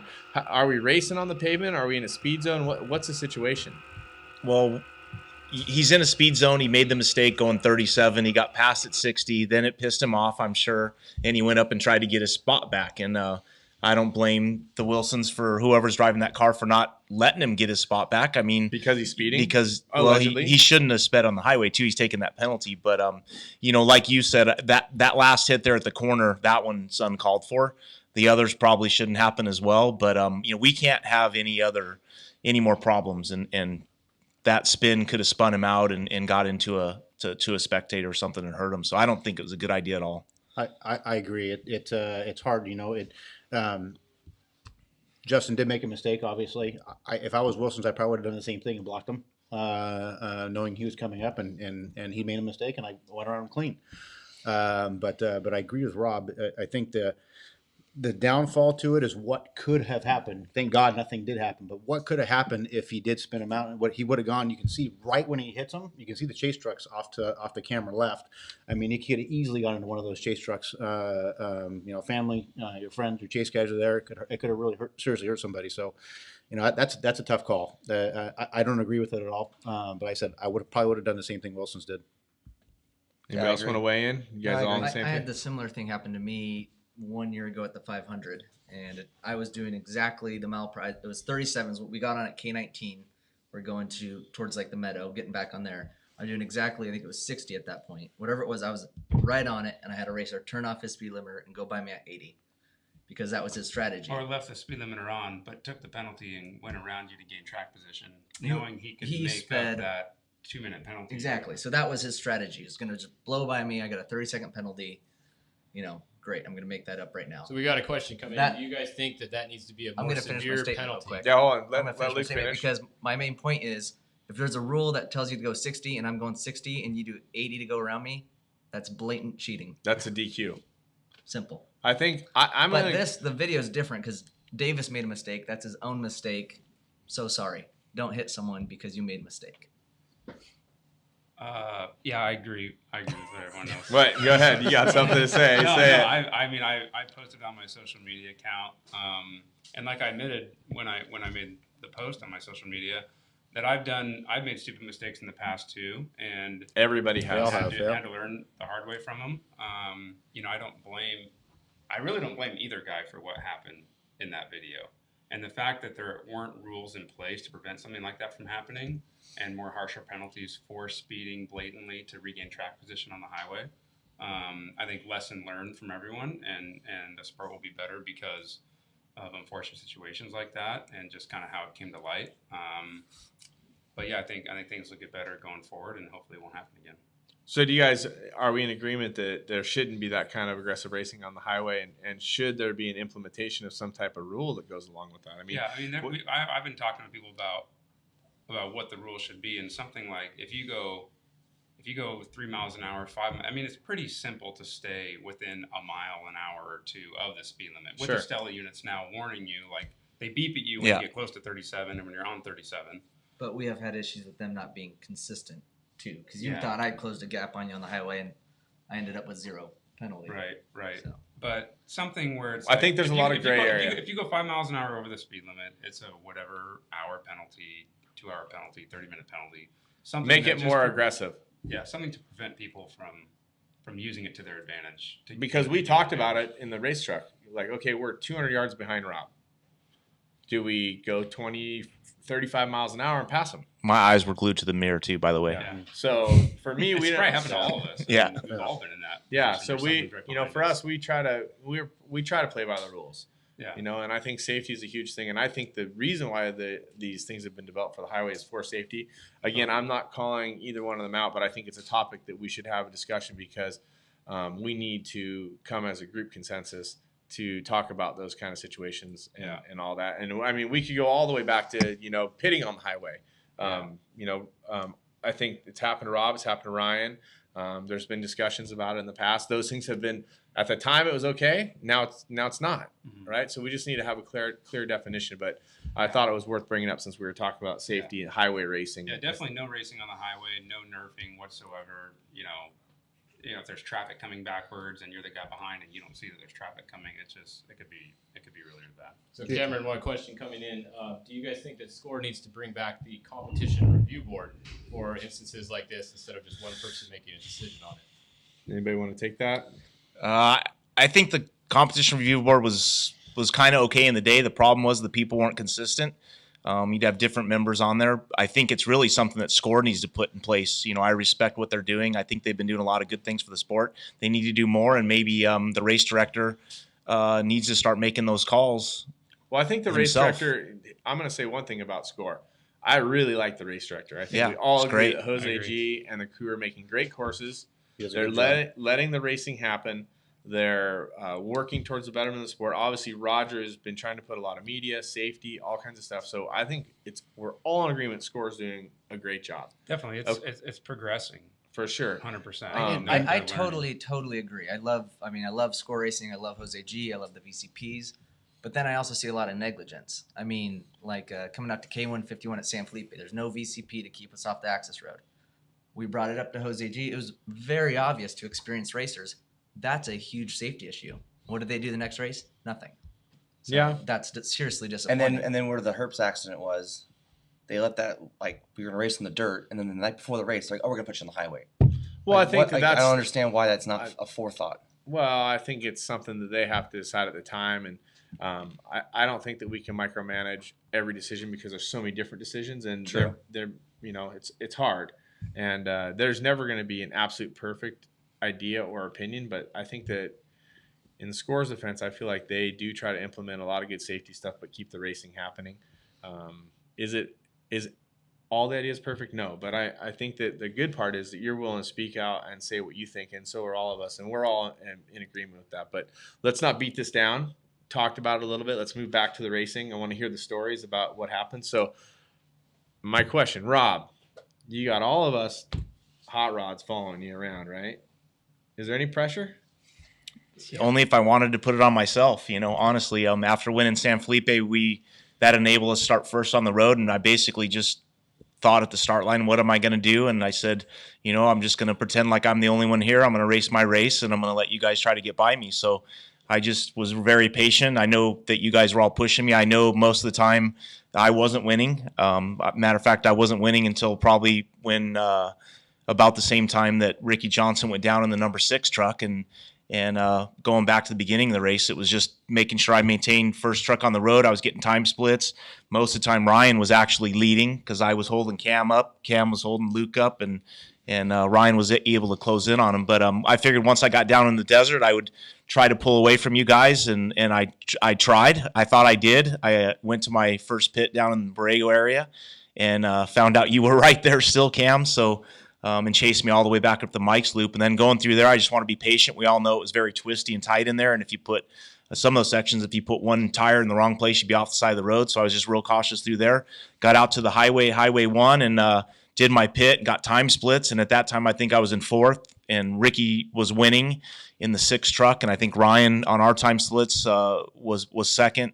And Luke was 3rd, and they told me, what really got me fired up, they told me that I was losing by 5 minutes to Ricky, and I don't know if that was true. Maybe you guys can, I don't know if he had us that covered, but yeah, so 4 minutes at 400. Yeah, so at 400 it was 4, so maybe at 370 it could have been 5, because it pissed me off when I found out I was losing by that much, and I'm like, if I'm going to win this thing, I better start now, because I didn't plan on starting that early. But once we went out to the beach, I just hauled ass as fast as I could all the way up to Europan. And I went through there, and when I got time splits after that, I was winning. They had me winning again, so ended up going across there. Just knowing Luke was close. It's tough. I don't have a satcom radio, so I lose my radio communication throughout, and I'd start panicking a little bit, and then we went through an area where I had a chase guy out there, and he told me you were 330 ahead, and then I ended up getting a mystery flat, and then I panicked and figured that's it. When we got into the meadow, they said I was still up on Luke, and just really just that would have took been care it of if it. you didn't have Pete riding with Yeah. Yeah, I do got a guy that changes. How fast were those tire changes? They were, I don't know, about 5 minutes apiece or so. I'm sure Pete will appreciate That that was commentary. No, he's changed 3 of my flats in less than 5 minutes. So, he's pretty damn good combined. Yeah, he's pretty good at it. We got a really good system on the truck as well that helps it be quick. But he does really good there with the flat tire changes. So definitely contributed the win, to him with that. At San Felipe, we got a flat as well, and he did a quick one there, just over a minute. So Luke, 2nd place. It's a pretty darn good finish. You Yeah, gotta be no, excited with that, but frustrated at the same. I can feel your pain, because the last 2 score races we had that same position. So it's awesome. Yeah, no, I'm more happy than frustrated. I was frustrated a year ago. I just wait to get 2nd again. I've been through some frustrations with the truck and racing, so getting 2nd was not frustrating. But behind Rob Mack, that is. Behind someone else, I said, dang it, I should have caught him. Rob Mack, he is the GOAT, in my opinion. Obviously, he's phenomenal as well, but I agree. I know he agrees, and that's why I'm not afraid to say it. So, dang. Running up the coast, chasing Rob. Can you start getting a trophy ready for Rob? Because it looks like it's going that way. I'm not retiring today either. It's incredible. But going through the Mike section, that's where I actually felt like I had a bad first half of the race. I just wasn't feeling it, wasn't hitting my lines like I wanted to. It wasn't going the way I wanted it to, but it was fine because we were holding our position, and I knew that was kind of all that mattered going into Mike's. And then popping out of Mike's is where I was really surprised. I heard Rob got a flat in there. Still couldn't close the gap. And then I got out to Vicente Guerrero to my pit there, and Ryan was 30 seconds behind me. And I went, wow. And I couldn't believe it. And I was sitting there asking my pit. We're going down that highway section. I'm asking my pit every 20 seconds, is there someone else there? Is there someone else there? Where's Andy? Is someone else there? Because, I know Ryan's a phenomenal driver, but I couldn't believe all 3 of us hung that tight through Mike's. I mean, like Rob said, it was 100 miles of gnarly section. And I don't think we went slow through there at all. So to look back and see Ryan right there, I went, I hope I'm not holding anyone up. And then Rob hit the coast. Come on, you don't care if you're holding someone up. All you care about is what's in front of you. Oh, I'm not worried about holding them up. I hope no one caught me. Ryan, so we're talking about, Luke's talking about your run, and I will say, obviously, you won races overall. It's been a little bit of a hiatus for you, and I know that you've been racing with other people, but now you're back in control of your own program. It looks like things are coming together really well for a huge sponsorship by Levi's. And obviously, if you're running podium pace, your truck is pretty well put together. Finally, unfortunately, I don't have my own money to go racing, and so it's either been fortunate enough to put factory back programs together, or race for somebody else, or either have equipment and find other people to put in the money, and so it's been hard. It's been it's not the easiest thing. As Rob knows, doing it for a living, you rely on that sponsorship money in order to go do what you love to do. And through Mike Smith and the Herps, I was able to get hooked up with Kyle Washington, who actually owns my truck, and he's very new to the sport. Super cool guy. He rode with me. Your navigator. My navigator. This was his 4th race ever, and every race he's ridden the whole thing. And that part alone blows me away that he's able to do the whole thing and not complain. Especially San Felipe. I don't know how he did that with the submarine belt loose. But it's been a really cool situation. It's kind of put the control back in my hands in a great vehicle that Mike Smith has built a phenomenal truck, and we're actually getting to the point where we're showing what it can do now. And that was probably the funnest Baja 500 I've had in a very long time, besides winning when I did back in 2003 with Mark Miller. But like I was saying earlier, what's neat about where a sport is now is you're kind of forced into running a quicker pace than you ever have in the sport, and the trucks are lasting. They're not you're not having the problems that you used to have, and you can run that higher pace, and you almost need to. But the race is coming down to flat tires now. It's not coming down to necessarily mechanical problems. It's you get a flat tire, 1 or 2 flat tires, you're done. You're screwed. And for me, starting the race, knowing the group I had in front of me, which is a phenomenal group of guys and drivers. My goal was to keep Andy in check and say, okay, I want to stay as close as I can to him, do what I can, pick up the pace, stay what I can, because I knew that you were going to have to pit before I was going to have to pit, and I wanted that track position. If I can get that track position, maybe it could change the race. And once I got down to the go trail, I saw Andy on the highway. I saw Luke. You guys were just a little further ahead that I couldn't really physically see you, but I could see them. And I'm like, okay, I'm in a perfect position. If and when Andy has to pit, that I'm right there. And I didn't know what Luke's schedule was, what his pit schedule was. So I'm like, man, if I can get around Andy, which we did once he pulled into his pit, we were able to get around him. And now the next thing on my mind is not necessarily catching Luke, but making sure I put enough time on Andy, because I know get up on the wheel. Exactly. This guy did the same thing near Borrego. So he decided to get crazy for a few miles. You kind of have to a little bit. It kind of forces you into it, and obviously I'm thinking about Luke because he's the next one on the road now. And what do I got to do? Because his pace is phenomenal as well as you guys. So I'm like, okay, I got to put enough time, because I know he's gonna be coming. I know he's probably not gonna be happy at the fact that now I'm in front of him. And were you upset, Andy? I actually couldn't believe he got in front of me, because at the bottom of the goat trail, I had someone sitting in my chase truck, and they waited for Ryan to come by. I had like 45 seconds on him, and obviously my pit wasn't quite 45 seconds, or he closed up a little time on me on the highway from me not being right at 37. Did you speed on the highway? No, because I go. Did you speed? No penalties. No penalties. You know what it is? Look at The Stella thing starts beeping when you get close, right? Yeah. Mine starts beeping at like 35 on my Motec GPS. So I gave you that one special. So I'm like, I know I'm not going 37, but that is the thing the Stella is what's going to give us a penalty, not my Motec data. Yeah. And so I'm a little conservative on the pavement. I don't want any penalties, because I'm going to get to the end of the race. If I just so happen to win, I want to know that I was well under in a lot of the places. So yeah, I was. And I made it a point when I was at the pavement. I'm like 37, because I know they're right there, and I need every bit of seconds I can, because I know his stop's going to be quick. And like I said, I could see Luke just in front of him. And so I said, when we hit the dirt again, Luke just took off. When we hit the dirt, he was gone. I was in your dust for a while, and then I lost the dust for a little bit, and which was fine, because it gave me a little bit of air. But I'm like, I got to pull enough time to my pit to make sure that I stay in front of Andy, and then we'll concentrate on what happens from there on out.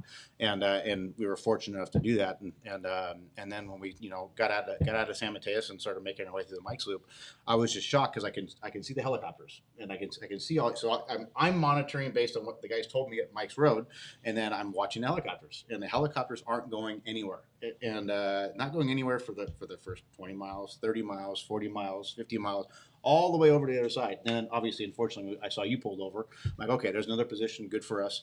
And then obviously you got Luke and Rob, and nothing changed the entire way over. And like these guys said, there's so many places in that loop that you could have made a mistake, or you could have lost, a minute, 2 minutes, 5 minutes, 30 seconds. Like when we got to the other side, it's like we were stuck in the same position we were when we started this. It wasn't that long ago that the Baja 500 was still a race that you could have let it develop a little bit. But I'm here to tell you that things are gone. Everybody was sprinting, man. And I think what you said about the trucks, we've all talked about that.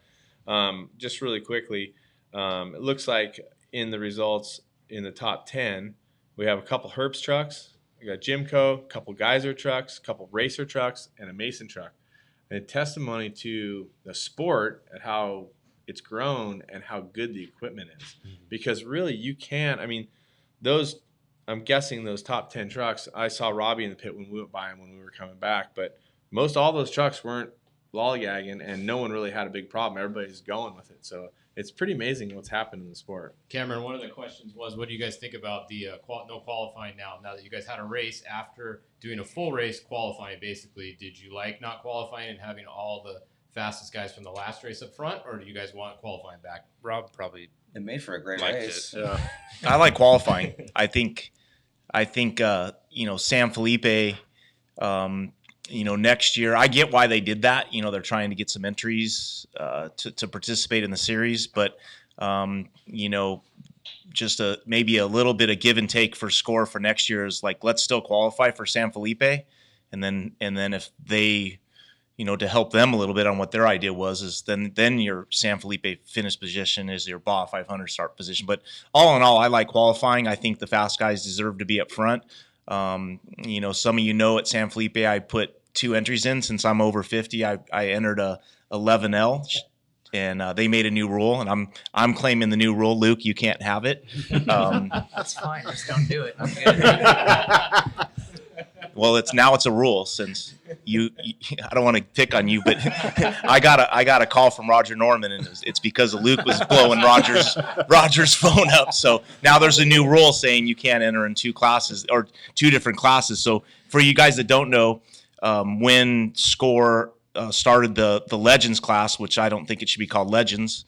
It should be called something else, over 50 or something, or it shouldn't even be a class, honestly. I also think that you shouldn't be able to race in the Legends class if you've raced in the regular trophy truck class within the last 2 years. Yeah, I see zero reason for the Legends class, my opinion. Yeah, their reason when it all started was they're trying to get people that are older and don't feel like they can keep up a place to race again, and I kind of get that, But yeah, naturally you wouldn't care much about it. It's called sportsman. About 26. Yeah. Well, what they should not do is allow the Legend class to start within the trophy truck class. Sure. That was the beginning of the problem, that there wasn't a rule against doing, and now there is, that I'm claiming it's another rule that has been placed because of me. So I like those. Kind of like claim to fame. refueling on the highway. Yeah, you can't do that anymore. Highway while you're moving. Yeah. I agree with that. I think, we had a good starting lineup at the 500, and it probably made for really good racing off the start. But it would have been the same way if Abdali, who else was good at qualifying?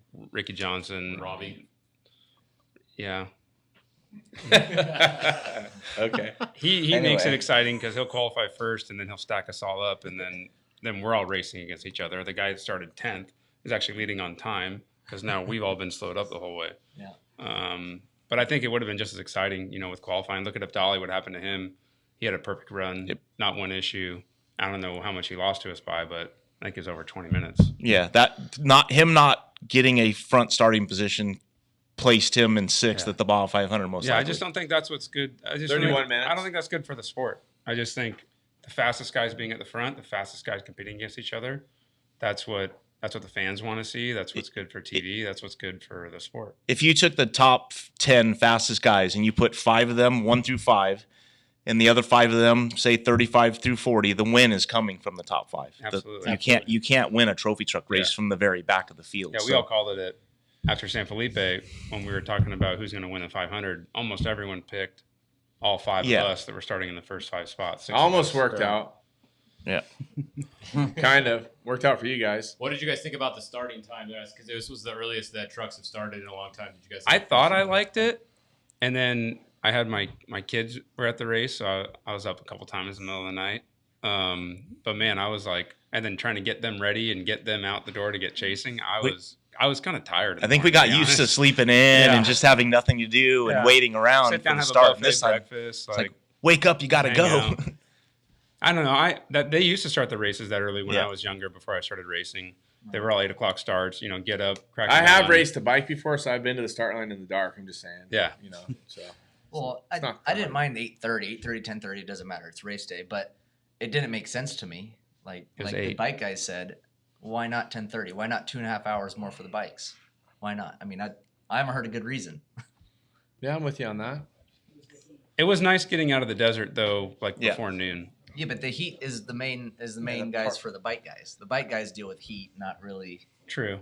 They also, the track was 500. It was the longest Baja 500 ever, 542 miles. It was rough. I don't know the finishing times. Somebody looking at the numbers, but yeah, but even the slow, what I'm talking about is the slower classes, and them, them guys not finishing till middle of the morning, Sunday morning. We're already home. We're already home, and that's I stay at a hotel right there by a kitty corner to the start line, and I hear them coming in the next day when I'm awake and when I'm leaving.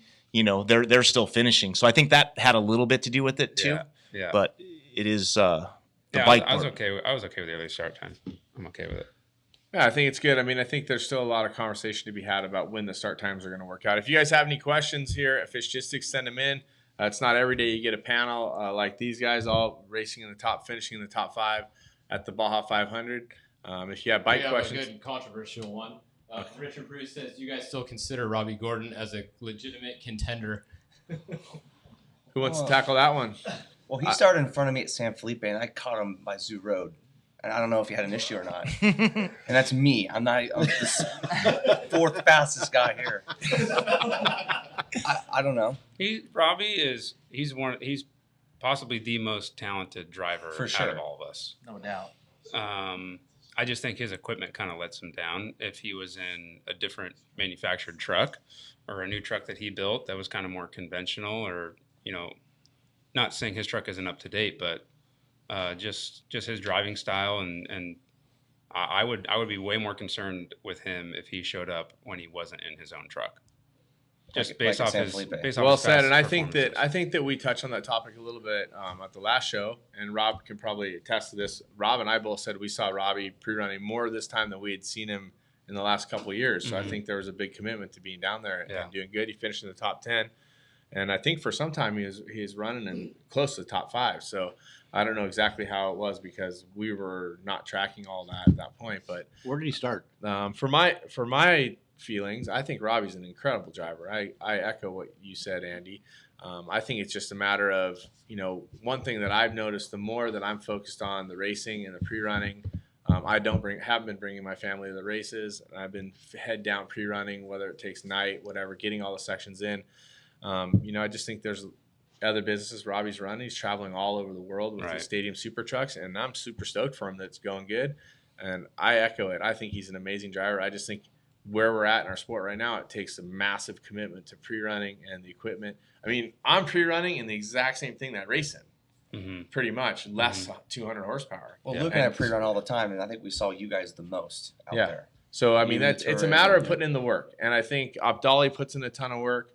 There's a few guys, and I think Ricky was down there a lot. It shows in the results. Ricky was down there a lot too. And I think that's where, and you're saying equipment, I don't know his equipment that well. If you're going to race across a crossover road, you probably don't want to race against Robbie's truck. And it could not be his equipment. He just finished 10th here with no issue. I did the same thing. I said, Robbie qualified in the top 3 at last year's 500, and my whole goal was to be close enough to him to pass him in the bumps in San Felipe because I thought we had an advantage.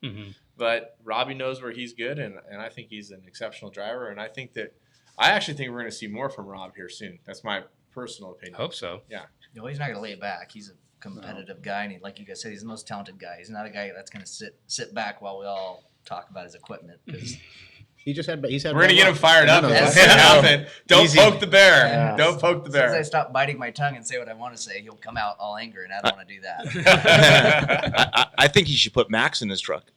Ooh. I think Max he will. What is Max, 10 now or 9? I think 9, a little too soon. Let's talk about that.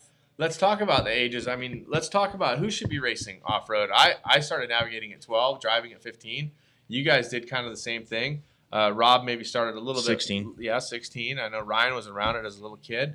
What do we think about – let's talk about trophy truck because that's what we're racing. I mean, should there be a qualification to get into trophy truck? Should you have had to race a ladder system? Should you have had to be in 1600 or 1 or whatever the class is? Should you have to be racing a couple years before you're allowed to drive a trophy truck? What should the qualifications be?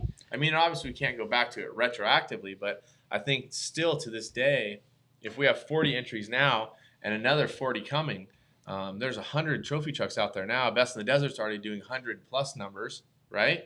What should be the qualification, or should there not be? Should it just be like it's always been? Whoever wants to race the class races it. I know my opinion. I think for trophy truck itself, I'm only speaking for trophy truck, just because I've been around the sport my entire life, as you guys have as well, and we've made that transition from either a bike or a small buggy to going into a trophy truck. We're one of the only forms of motorsport in the world where you don't have to be licensed to go race in any of the classes. If you race the lowest Neil's rung, here from the IndyCar series. He can confirm that, right? You have to be contest that. licensed, right? Yep. So you do. I mean, the lowest rungs of SCCA. If you're racing your own car at SCCA, you have to have gone through one of their accredited schools, in order to get your license to even do that. Now we're talking about close to 900 horsepower race vehicle at 6,000 pounds with 30+ inches of wheel travel. It goes 140 miles an hour, but it also goes 100 miles an hour through 4-foot deep bumps. Yeah. Not to mention the uncontrolled spectators on the side of the course. So we basically are racing weapons, not on a closed course, where all these cars are on a closed course, and they have them in place basically for the safety of the other racers. Let's do it by a show of hands, since everybody's watching on the internet. How many of you guys think there should be licensing or some kind of rules before you get to drive a trophy truck? It's 5 for 5 and a double vote for Dan down there. That's 6. There's 6 of us. Sorry. I wasn't counting myself. But I just looked down there. I'm like, yeah, there's 5 guys. I voted for you. How about in the room here? We have about maybe close to 18, 20 people here in the Baja HQ showroom. How many of you guys think there should be licensing or some kind of qualification to race trophy truck? Raise your hand if you think so. Oh, even Fish raised his hand. It looked like to me when there's a group of people all sided on one side, Fish, you never join. So I would like say that point. the only is it okay if I said that you abstained on your vote back there? Is that all right? Mention it. Can I mention it that you didn't vote for the licensing? Sure. Mark Samuels, pro bike rider, says he didn't vote. He didn't say he would do it. But my question to you is, Mark and Justin, who are still here, would you guys say that there should be some kind of qualification level to get to the Vegas to Reno race as a sportsman rider, or to the Baja 1000 as a sportsman rider? Should you have had to race some other org? Should District 37 or 38 having to be signing off on your license to be able to go to these races? Because Vegas to Reno is another one where you're catching slow bikes and quads all day long in the trophy trucks. And my feeling is sometimes these sportsman bikes, or the bikes or quads that are being caught, the first time they've ever seen a trophy truck running is when they're getting passed by it. They've never been to a race and seen what a trophy truck does. Yeah. Thoughts on licensing for bikes? I think it would be a good way to go about it. Getting Mark Samuels, ladies and gentlemen. I think it'd be a good way to go about it, but getting the two organizations to work like that and everything, I think would be pretty tough. And that's kind of where I'm coming from. Like, getting them to work together to make that happen would be difficult. The first step in influencing the organization to do something like that is having a trophy truck panel like this speak out about it, and having bike guys like you speak out about it. And that's what we're doing here. We're not trying to make policy. We're just trying to say these are things that we feel strongly about. And I appreciate your comments, Mark. I feel like when I'm racing Vegas to Reno, I think that those guys should have had to race somewhere else before they can just go to Vegas to Reno, because if you want to race the biggest motorcycle desert race in America, it's Vegas to Reno probably. So guys work all year to get to that goal. Same with the Baja 1000. And then you don't have these guys. And I'm not saying if you're racing the Baja 1000 that San Felipe or the 500 or any better place to start, right? It's so gnarly. San Felipe, I'll just tell you, is the gnarliest place to ever ride a motorcycle you could imagine. I'll touch on that. Go ahead. Well, my co-rider had a really good friend who's a talented dirt bike rider recreationally. And he got invited to race the 500 for the first time. And they gave him the San Felipe They loop. said, you're going to get on the bike at race mile 120 and you're going to get off at 270, which is the San Felipe loop. And he's like, okay, great. That sounds awesome. Like, yeah, let's do it. I'm stoked. And he actually crashed pre-running and was bruised all over the side of his leg. Couldn't I helped race. him up. They don't. He's the guy that drove by. Remember you were pre-running? Oh, yeah. That bike guy? Yeah. That's that guy, okay. It's scary because, those guys, He had that they look don't on know his what, face. Like, they don't know what they're getting into. Had he ever been and to Baja they're before? getting thrown in the deep end of the pool, to put it lightly. Huh? Had he been down there before? No, never been to Baja. So just knew about it. Never ridden his dirt bike in Baja. Wow. And that's what you're dealing with. Is it's a bucket list thing. Guys want to come and do it. I don't blame them for wanting to do it. would I do it? Knowing what I do about Baja, no. But a lot of them just don't know. They're inexperienced. I feel like for the bikes, I think there's definitely an avenue that should be discussed. Like maybe someone like Tim Morton at Baja Bound, who we talked about earlier. Maybe there's a class that he or some of the others, or someone that's been there that could maybe educate, take these guys out, show them some of the race course. Because frankly, when we ride our dirt bikes in Baja, we try to stay as far from the race course as possible. Yeah. You know, we're trying to do something totally different because the race course sucks. Yeah, it's true. But anyway, back to it. Licensing, I think, is something that could be a discussion. And are we going too long, Travis? No, you got to come. Well, give him the microphone. If Travis, here comes. Hold on, hold on. Introduction. This used to be the Agent to the Stars. This used to be Class 12 champion navigator, but now this is BJ Baldwin's navigator. Travis Clark. One time. Yeah, but if you did it one time, you guys had a good race. You got a top 10. Ballistic Travis Clark. Almost had it until he training, bro. Okay, but well, I was gonna play devil's advocate because I'm a big advocate of licensing. And you're an attorney. Go ahead. But the problem, I think, is did I mention that he's an attorney? Is liability. No one's gonna want to carry a liability to state that these guys are all certified to race in Baja. Good point. Because it's an open course. When you go to an SEC race, you go to NASCAR race, everything, it's a closed course. Yep, it's safe. We have these safety procedures in place. We have a safety protocol.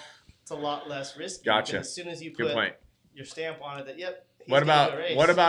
what if we didn't have a certified license? What if you just had to have 4 years experience? That's the correct, I think, way to go. There needs to be. And how would that work for the bikes? 4 years experience in another organization?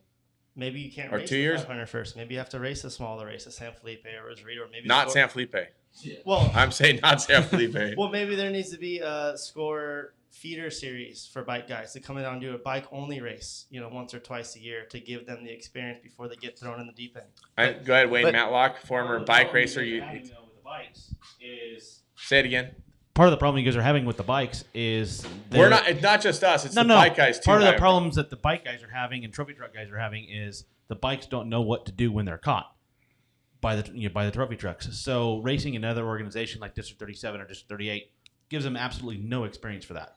Yeah. Most of these guys have raced other races and stuff like that, but until you actually get caught by a trophy truck, you have no idea. Yeah, remember the first time I was caught when I was racing an ATV? It was the craziest thing ever happened to me. I couldn't even imagine. I was 18 years old on a quad, and it was my first time doing it. And I started looking back a lot more. So until you've actually done it, it's one of those things you don't know. So I think the best way to do it would be like a class, a mandatory class, like someone like Tim Morton or even Cameron could, score says you have to have so many hours of this class, and then you can come race.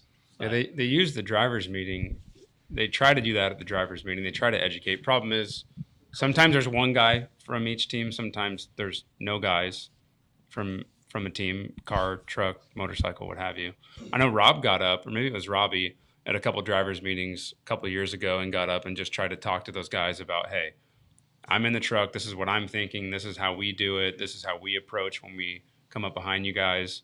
And it's just continuing education and trying to reach, and just educate them on how crazy it is, what is about to happen. It's probably not a favorable decision, but honestly, the trucks and the bikes can't be on the same course, I don't think. I agree, and you know what? I'm just going to throw it out there that I said a couple years ago I'm not racing any more lap races or the same day that have slower vehicles. This year at Parker with the slower trucks, I think it's insane. I mean, we weren't bringing our truck. I went with Steve. Steve's an awesome guy, ready to win, but it's just so crazy. The thing is the closing rate that we have, and Rob, you can attest this at Parker. Yeah. when you had the issue and you went over. For those of you guys that don't know, Rob was hauling the mail. There was some dust. The guy was sitting on the side of the road. He decided to pull out in the dust in front of Rob. Is that accurate? Yeah. He was running out of gas. Actually, he was trying to limp to the midway pit, and I was following a Class 10 car in the dust. Now I know this because I saw the video. That was being filmed from straight ahead of us, and the guy, the truck had got enough fuel in it that it was able to start, but he was only able to get halfway on the race course, and it died. And he was sitting dead stopped as I came along and hit him. And that's another thing that I have to stress about safety is right now the rules state that your amber light must come on when you hit the ignition switch. Well, his truck wasn't running. When we stop and you shut your vehicle off, your amber light goes off. I believe that the amber lights need to be connected to the battery switch, because for me, I have to think about shutting my battery switch off. I don't think about shutting my truck off. So I really believe that those amber lights, they need to be mandated, that they're a certain brightness so everyone has the same one, and they need to be connected to the battery switch, because in that instance that I'm telling you about at Parker, he had no lights on either. So that didn't help me one bit. And some people might think that I'm just a jerk saying that, or elitist trophy No, truck. I feel like it's... Yeah, I think the separate day thing is a no-brainer. Trophy trucks used to race on their own day. You know, Rob was in the class when it first came out. I think they raced Friday when trophy trucks started the first year or two, we raced on our own day. We started on Fridays or raced in the morning or the afternoon, and we had our own race. I mean, that in those days, you know, racing was costing a lot of money. The teams were trying to figure out, you know, what are we going to do? First, we created a trophy truck class, and then in order to get the funding and the sponsorship towards those trucks, they need to film them and only them. So they decided the best way to do that is have a trophy truck only race. And to be honest with you, that is, you know, something that I believe really, really needs to happen, is we need to have our own races again. I think, you know, it all trickle down throughout the whole sport. You know, the trophy truck class needs to get built up more. We need to get more brands involved in it, and we need to get better filming, better television coverage, and move forward into the future. As long as I've been in it, and I was 1994 was the first year of trophy truck, you know, and it's gone up and down, up and down, up and down. But if it's ever gonna really make a big difference, I think getting back to trophy trucks on their own day would be pretty It would key. certainly eliminate the conversation about the loop races and slower vehicles. That eliminate the conversation with motorcycles. Would it eliminate the conversation about having to come through the ladder system? I don't know. But if you're all only trophy trucks out there, maybe that's different. But even the lap races, Mint 400 Parker, when I catch slower trophy trucks, it's sketchy. That's almost more gnarly than catching the limited cars, because at least the limited cars you're closing on them quick. A good trophy truck guy that is running, you know, a couple minutes off the pace or 20 minutes off the pace each lap, when you catch up to him on the straightaways, he got a lot of horsepower. He can get moving pretty good. So I think it's both the qualification to be able to race and the separate day. I think it's a no-brainer. I agree. Totally I know it's probably hard logistically for the series to come up with the funds to be able to do that, but what if we propose something like this? So what if the trophy truck guys were there on the day that the other classes raced, right? And I don't know, you couldn't mandate it, but they're there for support. Maybe the trophy truck teams run checkpoints, or they're involved somehow, or they help out, and then vice versa. The next day, the other teams help out, so it helps loosen the load on the promoter. I don't know if that's possible. Something to think about. Snore does that. Snore gives you extra points. Or like maybe you're assigned, you know, certain races. You know, you pick out of a hat, or you cross them off a list. Hey, you guys helped here, man this point here. And would the trophy truck teams pay $10,000 entry fees to get their own race, their own TV, and their own purse? That's $5,000, or what? I don't know what the number is. It's a loaded question. With all the TV and all that, but I think just having our own day of racing, I think I'm willing to up the entry fees for sure, just because the racing will be so much better with only for our class. Yes, with only us for everybody's class. They're in the beginning of trophy truck. The story goes, and I don't know if it's true or not, but why is it called trophy truck? Because we were racing for a trophy, because all of our entry fee money was going to buy TV, and so. I mean, they used to have mandated pit stops in races. So they could be filmed. They would mandate you come in there and you have to do 2 tires and fuel or whatever so they could get it on. What are they saying, Fish? What are they saying on there? Is anybody hating on us? They agreeing with us? No, somebody said Lucas Oil Short Course makes you grow up in the regional series before you can make it to the big show. So there's some other races. I don't know if that's true or not completely. I think you can enter the big one if you want to. I went to Crandon my first time ever racing a Pro 2. So no. There's some validity. No. There's some validity to that. I think. That, at least there's somewhere to go for it, and I think that's something that should be considered. I mean, that's also a closed course, like what Travis said. But I think it could come off as like we really like ourselves and we want ourselves to have our own race, but we're at the top of the food chain of the sport. And it's the most insane thing watching us go through certain sections, and when it's when it's being filmed right, when it's being displayed correctly, when they make the coverage feel like it's a race. Our racing is so close nowadays. There's so many talented drivers. Not saying there's not in other classes. For sure. But we're at the top of the food chain where if this sport is going to progress and get to where we think it could all be, we have to start doing something moving in that direction. And if you've never been in a trophy truck, you really can't have an opinion of how gnarly it is to be in that trophy truck in these situations because, frankly, it looks really easy. It looks easy from outside. If you've never been in the driver's seat of a trophy truck, yeah. The passenger seat, you're going for a ride, but you don't realize the thing's floating around like a boat. You're driving the thing like a boat. It's not a perfectly little 16 car. You're that on you the can place edge. Anywhere. I mean, Travis just rode for the first time at the 500. How was that experience? Coming from class 12. You just gotta sit there. No, the biggest thing Is that why you guys got a penalty? We were, I don't know, I was on the highway somewhere. The Stella thing was beeping my ear. He's like, what is this thing? BJ and I were deep in What's the that beeping noise? debate conversation, so we were paying attention. No, but the biggest thing was just how everything you used to anticipate a potential problem on limited class is not really a big issue. And then just the level, I thought what was cooler was the level of excitement the fans have when a truck goes by. Like you can feel their stoke and feel how happy they are and how long they've been waiting for you to come by, and they see they come by and they're just, it was just added like a whole nother element that I'd never experienced, and that was just the fan engagement. It was pretty cool. Let's get Neil on the mic real quick. Just talk about licensing and feeder races from a open wheel standpoint. Neil, introduce yourself real quick on the mic if you don't mind. Yeah, sure. I'm Neil Alberico. I've been racing 2 years and last 2 seasons in Indy Lights, but came through the Mazda Road to Indy, raced go-karts, did British Formula Ford, European Formula Ford, did a series here, and then, the front doorstep of IndyCar essentially. So on your way to Indy, can someone just enter an IndyCar race? I mean, how does that work? You have to go to tests. I mean, what's what's required?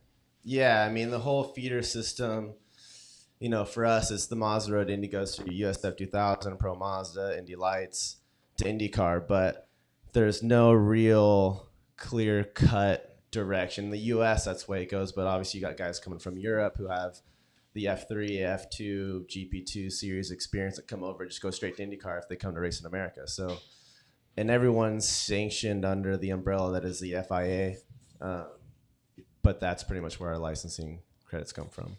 So could it work to do at least have people go through the feeder series to get people into the bigger categories, or do we just? And he's skeptical. You got that I was just thinking, would I want to do that? Right. And it's not what I want to, but what is being mandated for me to do. Yeah. You spend a lot of money to go race trophy trucks, especially if you don't have any sponsors and you're just a hobbyist guy. I'm not saying we're not hobbyists. But I don't know. I am not a hobbyist. If I'm putting that much money into it, would I want to go and race Snore for a year or 2 years or 2 races to get experience under my belt? And even then, are you really ready to go and race the Baja 500, Baja 1000? It's completely different racing Snore. Yeah, absolutely. Coming down and racing the Baja 500. That's the analogy I have. Racing a local U.S. race is like going to the local county fair. When you go racing Baja, it's like going to Disney World. Yeah. It's completely different. It's racing, even racing Vegas to Reno isn't a qualification for the Baja 1000, in my opinion. Do you guys have like a 110% rule or anything like Open Wheel does? Like, if no. you qualify and you're that far off the pace. If you're slow. If you have the money, you can, and you can afford it, you can go trophy truck racing. That's where it goes back for me. It's like okay, that's great. No disrespect to those guys that do, but it goes back. Andy, you had said it before too. Is the safety of you, your navigator, and then the spectators there as well? Is that the safest formula? Is to be able to hand the keys over to somebody who has no experience but has the money. I mean, you can't, if you had the money and you loved open wheel racing, you can't just step into an IndyCar. There's no way they're going to give you an IndyCar license to be able to do that. Off-road racing is still mostly a hobby. Honestly, It is. IndyCar racing is not a hobby. NASCAR is not a hobby. NHRA is not a hobby. Off-road racing is a hobby. It's the part that makes it kind of unique. It makes it be a family. It's a hard question to answer. What are we going to do? It's tough. It's been debated for a long time. For sure. Absolutely. And we'll keep debating it. We'll keep talking about it. None of us has the perfect answer. Lots of people have opinions. We didn't really talk about Dan's race specifically or Luke's, I don't think. But It wasn't me and Dan, but it's cool. Oh, I got fifth. that's all good. I'm sorry. worried You're about fourth. it. You're not worried about it? I was off the pace. Why? Dan was on the pace. Why? And his co-rider was on the pace. LR was on the pace. Guy's fast. He was behind me at Mike's Road. LR put 4 or 5 minutes on a lot of good drivers in Mike's for sure. Wow. Yeah. I was one of them. And Ricky was faster than LR. Yeah. Yeah, LR had a flat up there. Ricky got around him, and then Ricky came out on the highway like 40 seconds behind me, and he was 7 minutes behind me. Based on at what Mike's Road. we've been seeing in the results and the running, it looks like the guys that are a little more seasoned still have a shot at winning some races. Absolutely, and especially since the guy that's been winning doubt. races is not 35 anymore. You turned 40, right? Yeah, 40. Okay, 42. So in excess of 40. I don't know what you guys are laughing for. You guys are jerks, man. I thought you guys were our Is friends. the Legends class over 40 now? Oh, that's right. Legends you 2? should have mentioned. All right. Thanks, Dan. So in closing, let's start talking about a couple things. Who's going to race Tijuana? You guys, everybody here is sitting in the top 5 in the points, or more or less, I think. Well, we're 6th, and we had a terrible race. You guys had good races twice. We are. You're not. We're not right as of right now. No. Same here. It wasn't planned at the beginning of the year. Oh, yeah, right. Both of you. There's some card playing up here, probably. What about you guys? Any McMillins going to Tijuana? You know, there is that rule where You want to drive my truck? I don't I got a short course race that weekend. I'll drive your short course truck if you want. Stop giving him ideas. Actually, yeah, I can't drive either one of them. Wrong logos. I'm not going. Yeah, not hopefully going. it all comes down if we all did go. No, I really don't plan on going. It's too close to the Baja 1000. It is too close to the Baja That's one thing. The other thing is I don't have my dad's my sponsor and he doesn't want to go. Yeah, I raced Tijuana last year. I want to tell you, I thought it was a pretty good experience overall with a small amount of cars. I don't know what you would do if you had 20 trophy trucks out there. We're not going to be. I'm sure you guys, maybe me included, will find some creative way to have someone racing there. And with our you're name right, and it's a on shame our- because it's so pathetic for the series. We have 2 great races. We have a Baja 1000 coming up, and we're all going to show up in a pro truck at TJ. That's like, or someone will show up in a pro truck. you know, everyone's going to be pulling some sort of funny business, and it just like We have a 7 truck that will rent That's to a you guys great if you series want. right there. I'm just saying. Yeah. Well, I for one, I will say I'm stoked to see that Score has 4 races. We supported last year. We went because we were in the championship hunt. Didn't work out. But I would say that if there's going to be a 4th race, I'd like to see it moved further earlier in the year back. I want to see it. I'd like to see it happen in August or whatever, because I really struggle with a race inside the window of the Baja 1000. Well, it's hard. It's like Laughlin. Plus, used to there's be. an I don't added know. I racing actually don't know qualifying. why we all used to go to Laughlin. It was the start of the Points? season. Start of the season. Yeah, but I mean, Yeah. points, I guess. Well, at that time, It was harder on equipment than But- almost. It was. I spent more money after Laughlin than I did after the Baja 1000. Because the trophy you got, the Laughlin Link was so Yeah. big. I think you won Laughlin one year. You didn't even prep your truck out of a winning Baja 1000 race. Maybe. Yeah, you did. I could've. You didn't prep it. You're like, I think Okay. things were different too when Score was doing Laughlin. Best in the Desert was still kind of coming up, and now there's a great organization racing. This is in what the I think US. really needs to happen. Okay, go ahead. Here we go. Andy McMillin, ladies and Score gentlemen. is extremely good and knows what they're doing, putting on races in Baja. The 3 biggest races. I think the San Felipe 250, 300, 320, whatever. It's a little short still, but it's okay. And then Best in the Desert has a lot of races that I think a lot of guys go to, and some not so many entries. So that's okay. They can keep their 6-race series. I think that Score and Best in the Desert, I think Score and HDRA back in the day, they had the best of Baja, right? The 3, whatever the races were back then, but the 3 Baja races, and then there's like a champion for that.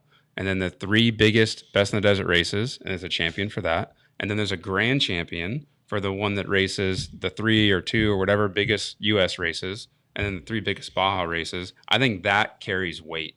I think going and finishing 4th or 5th or 3rd, in all the races, and a 22nd, and then a 5th at the 1,000, and then winning a points championship. I think that's why a lot of us don't do it, because it doesn't really say a whole lot. I mean, yeah, you were consistent, but we're all here to win races, and we want to beat the best. That's why I'm at the races. I'm there to get a participation trophy. Well, it goes to a question I've been asked this a number of times, and I know you guys probably have too. For those that don't race, is a championship more important or the Baja 1000 more important? I know my answer. Baja 1000 championship doesn't matter at all, in my opinion. I mean, Rob? Yeah, Bob, it's turned that way. Yeah, I mean, I was someone that always used to race for championships, and 2 or 3 years ago, I went to just racing for wins, to pick the biggest races and try to win them, and obviously the 1000's pretty damn important. Yeah, I agree with Rob. It's all about the Baja 1000. That's all that It's matters. the Baja 1000. Yeah. But the points championship could be way cooler. It definitely could. It could be something that, if you did something like Andy said, or if you had a series that had 4 great races or 5 great races, it could be an awesome thing to do again. Well, the trophy truck guys could do it on their own. Just you can't get a consensus. Yeah, we've tried that. I think they 100 times. I don't know. Try that a couple times. I mean, it hasn't been tried that hard. No one's really tried that hard at it. I mean, but there's 3 A races and there's 3 B races. I mean, that are happening right now, and then there's a few others, right, in the series. Yeah. I mean, it seems logical that the Mint and the 500,000 are the biggest races. Well, for a lot of us too, it comes down to budget. For and sure. then the winning purses, right? And there's no clauses in my contracts for a points championship. Exactly. Why would I go to TJ? There is for winning the biggest races of the year, for sure. And so if we can get everyone together, which is difficult at times, but we attempt to. We did get 6 together. We get sponsorship, and we get the brands that support our sport to kick in dollars to help support us doing what we're doing. And why not do 3 big races? We'll do it ourselves.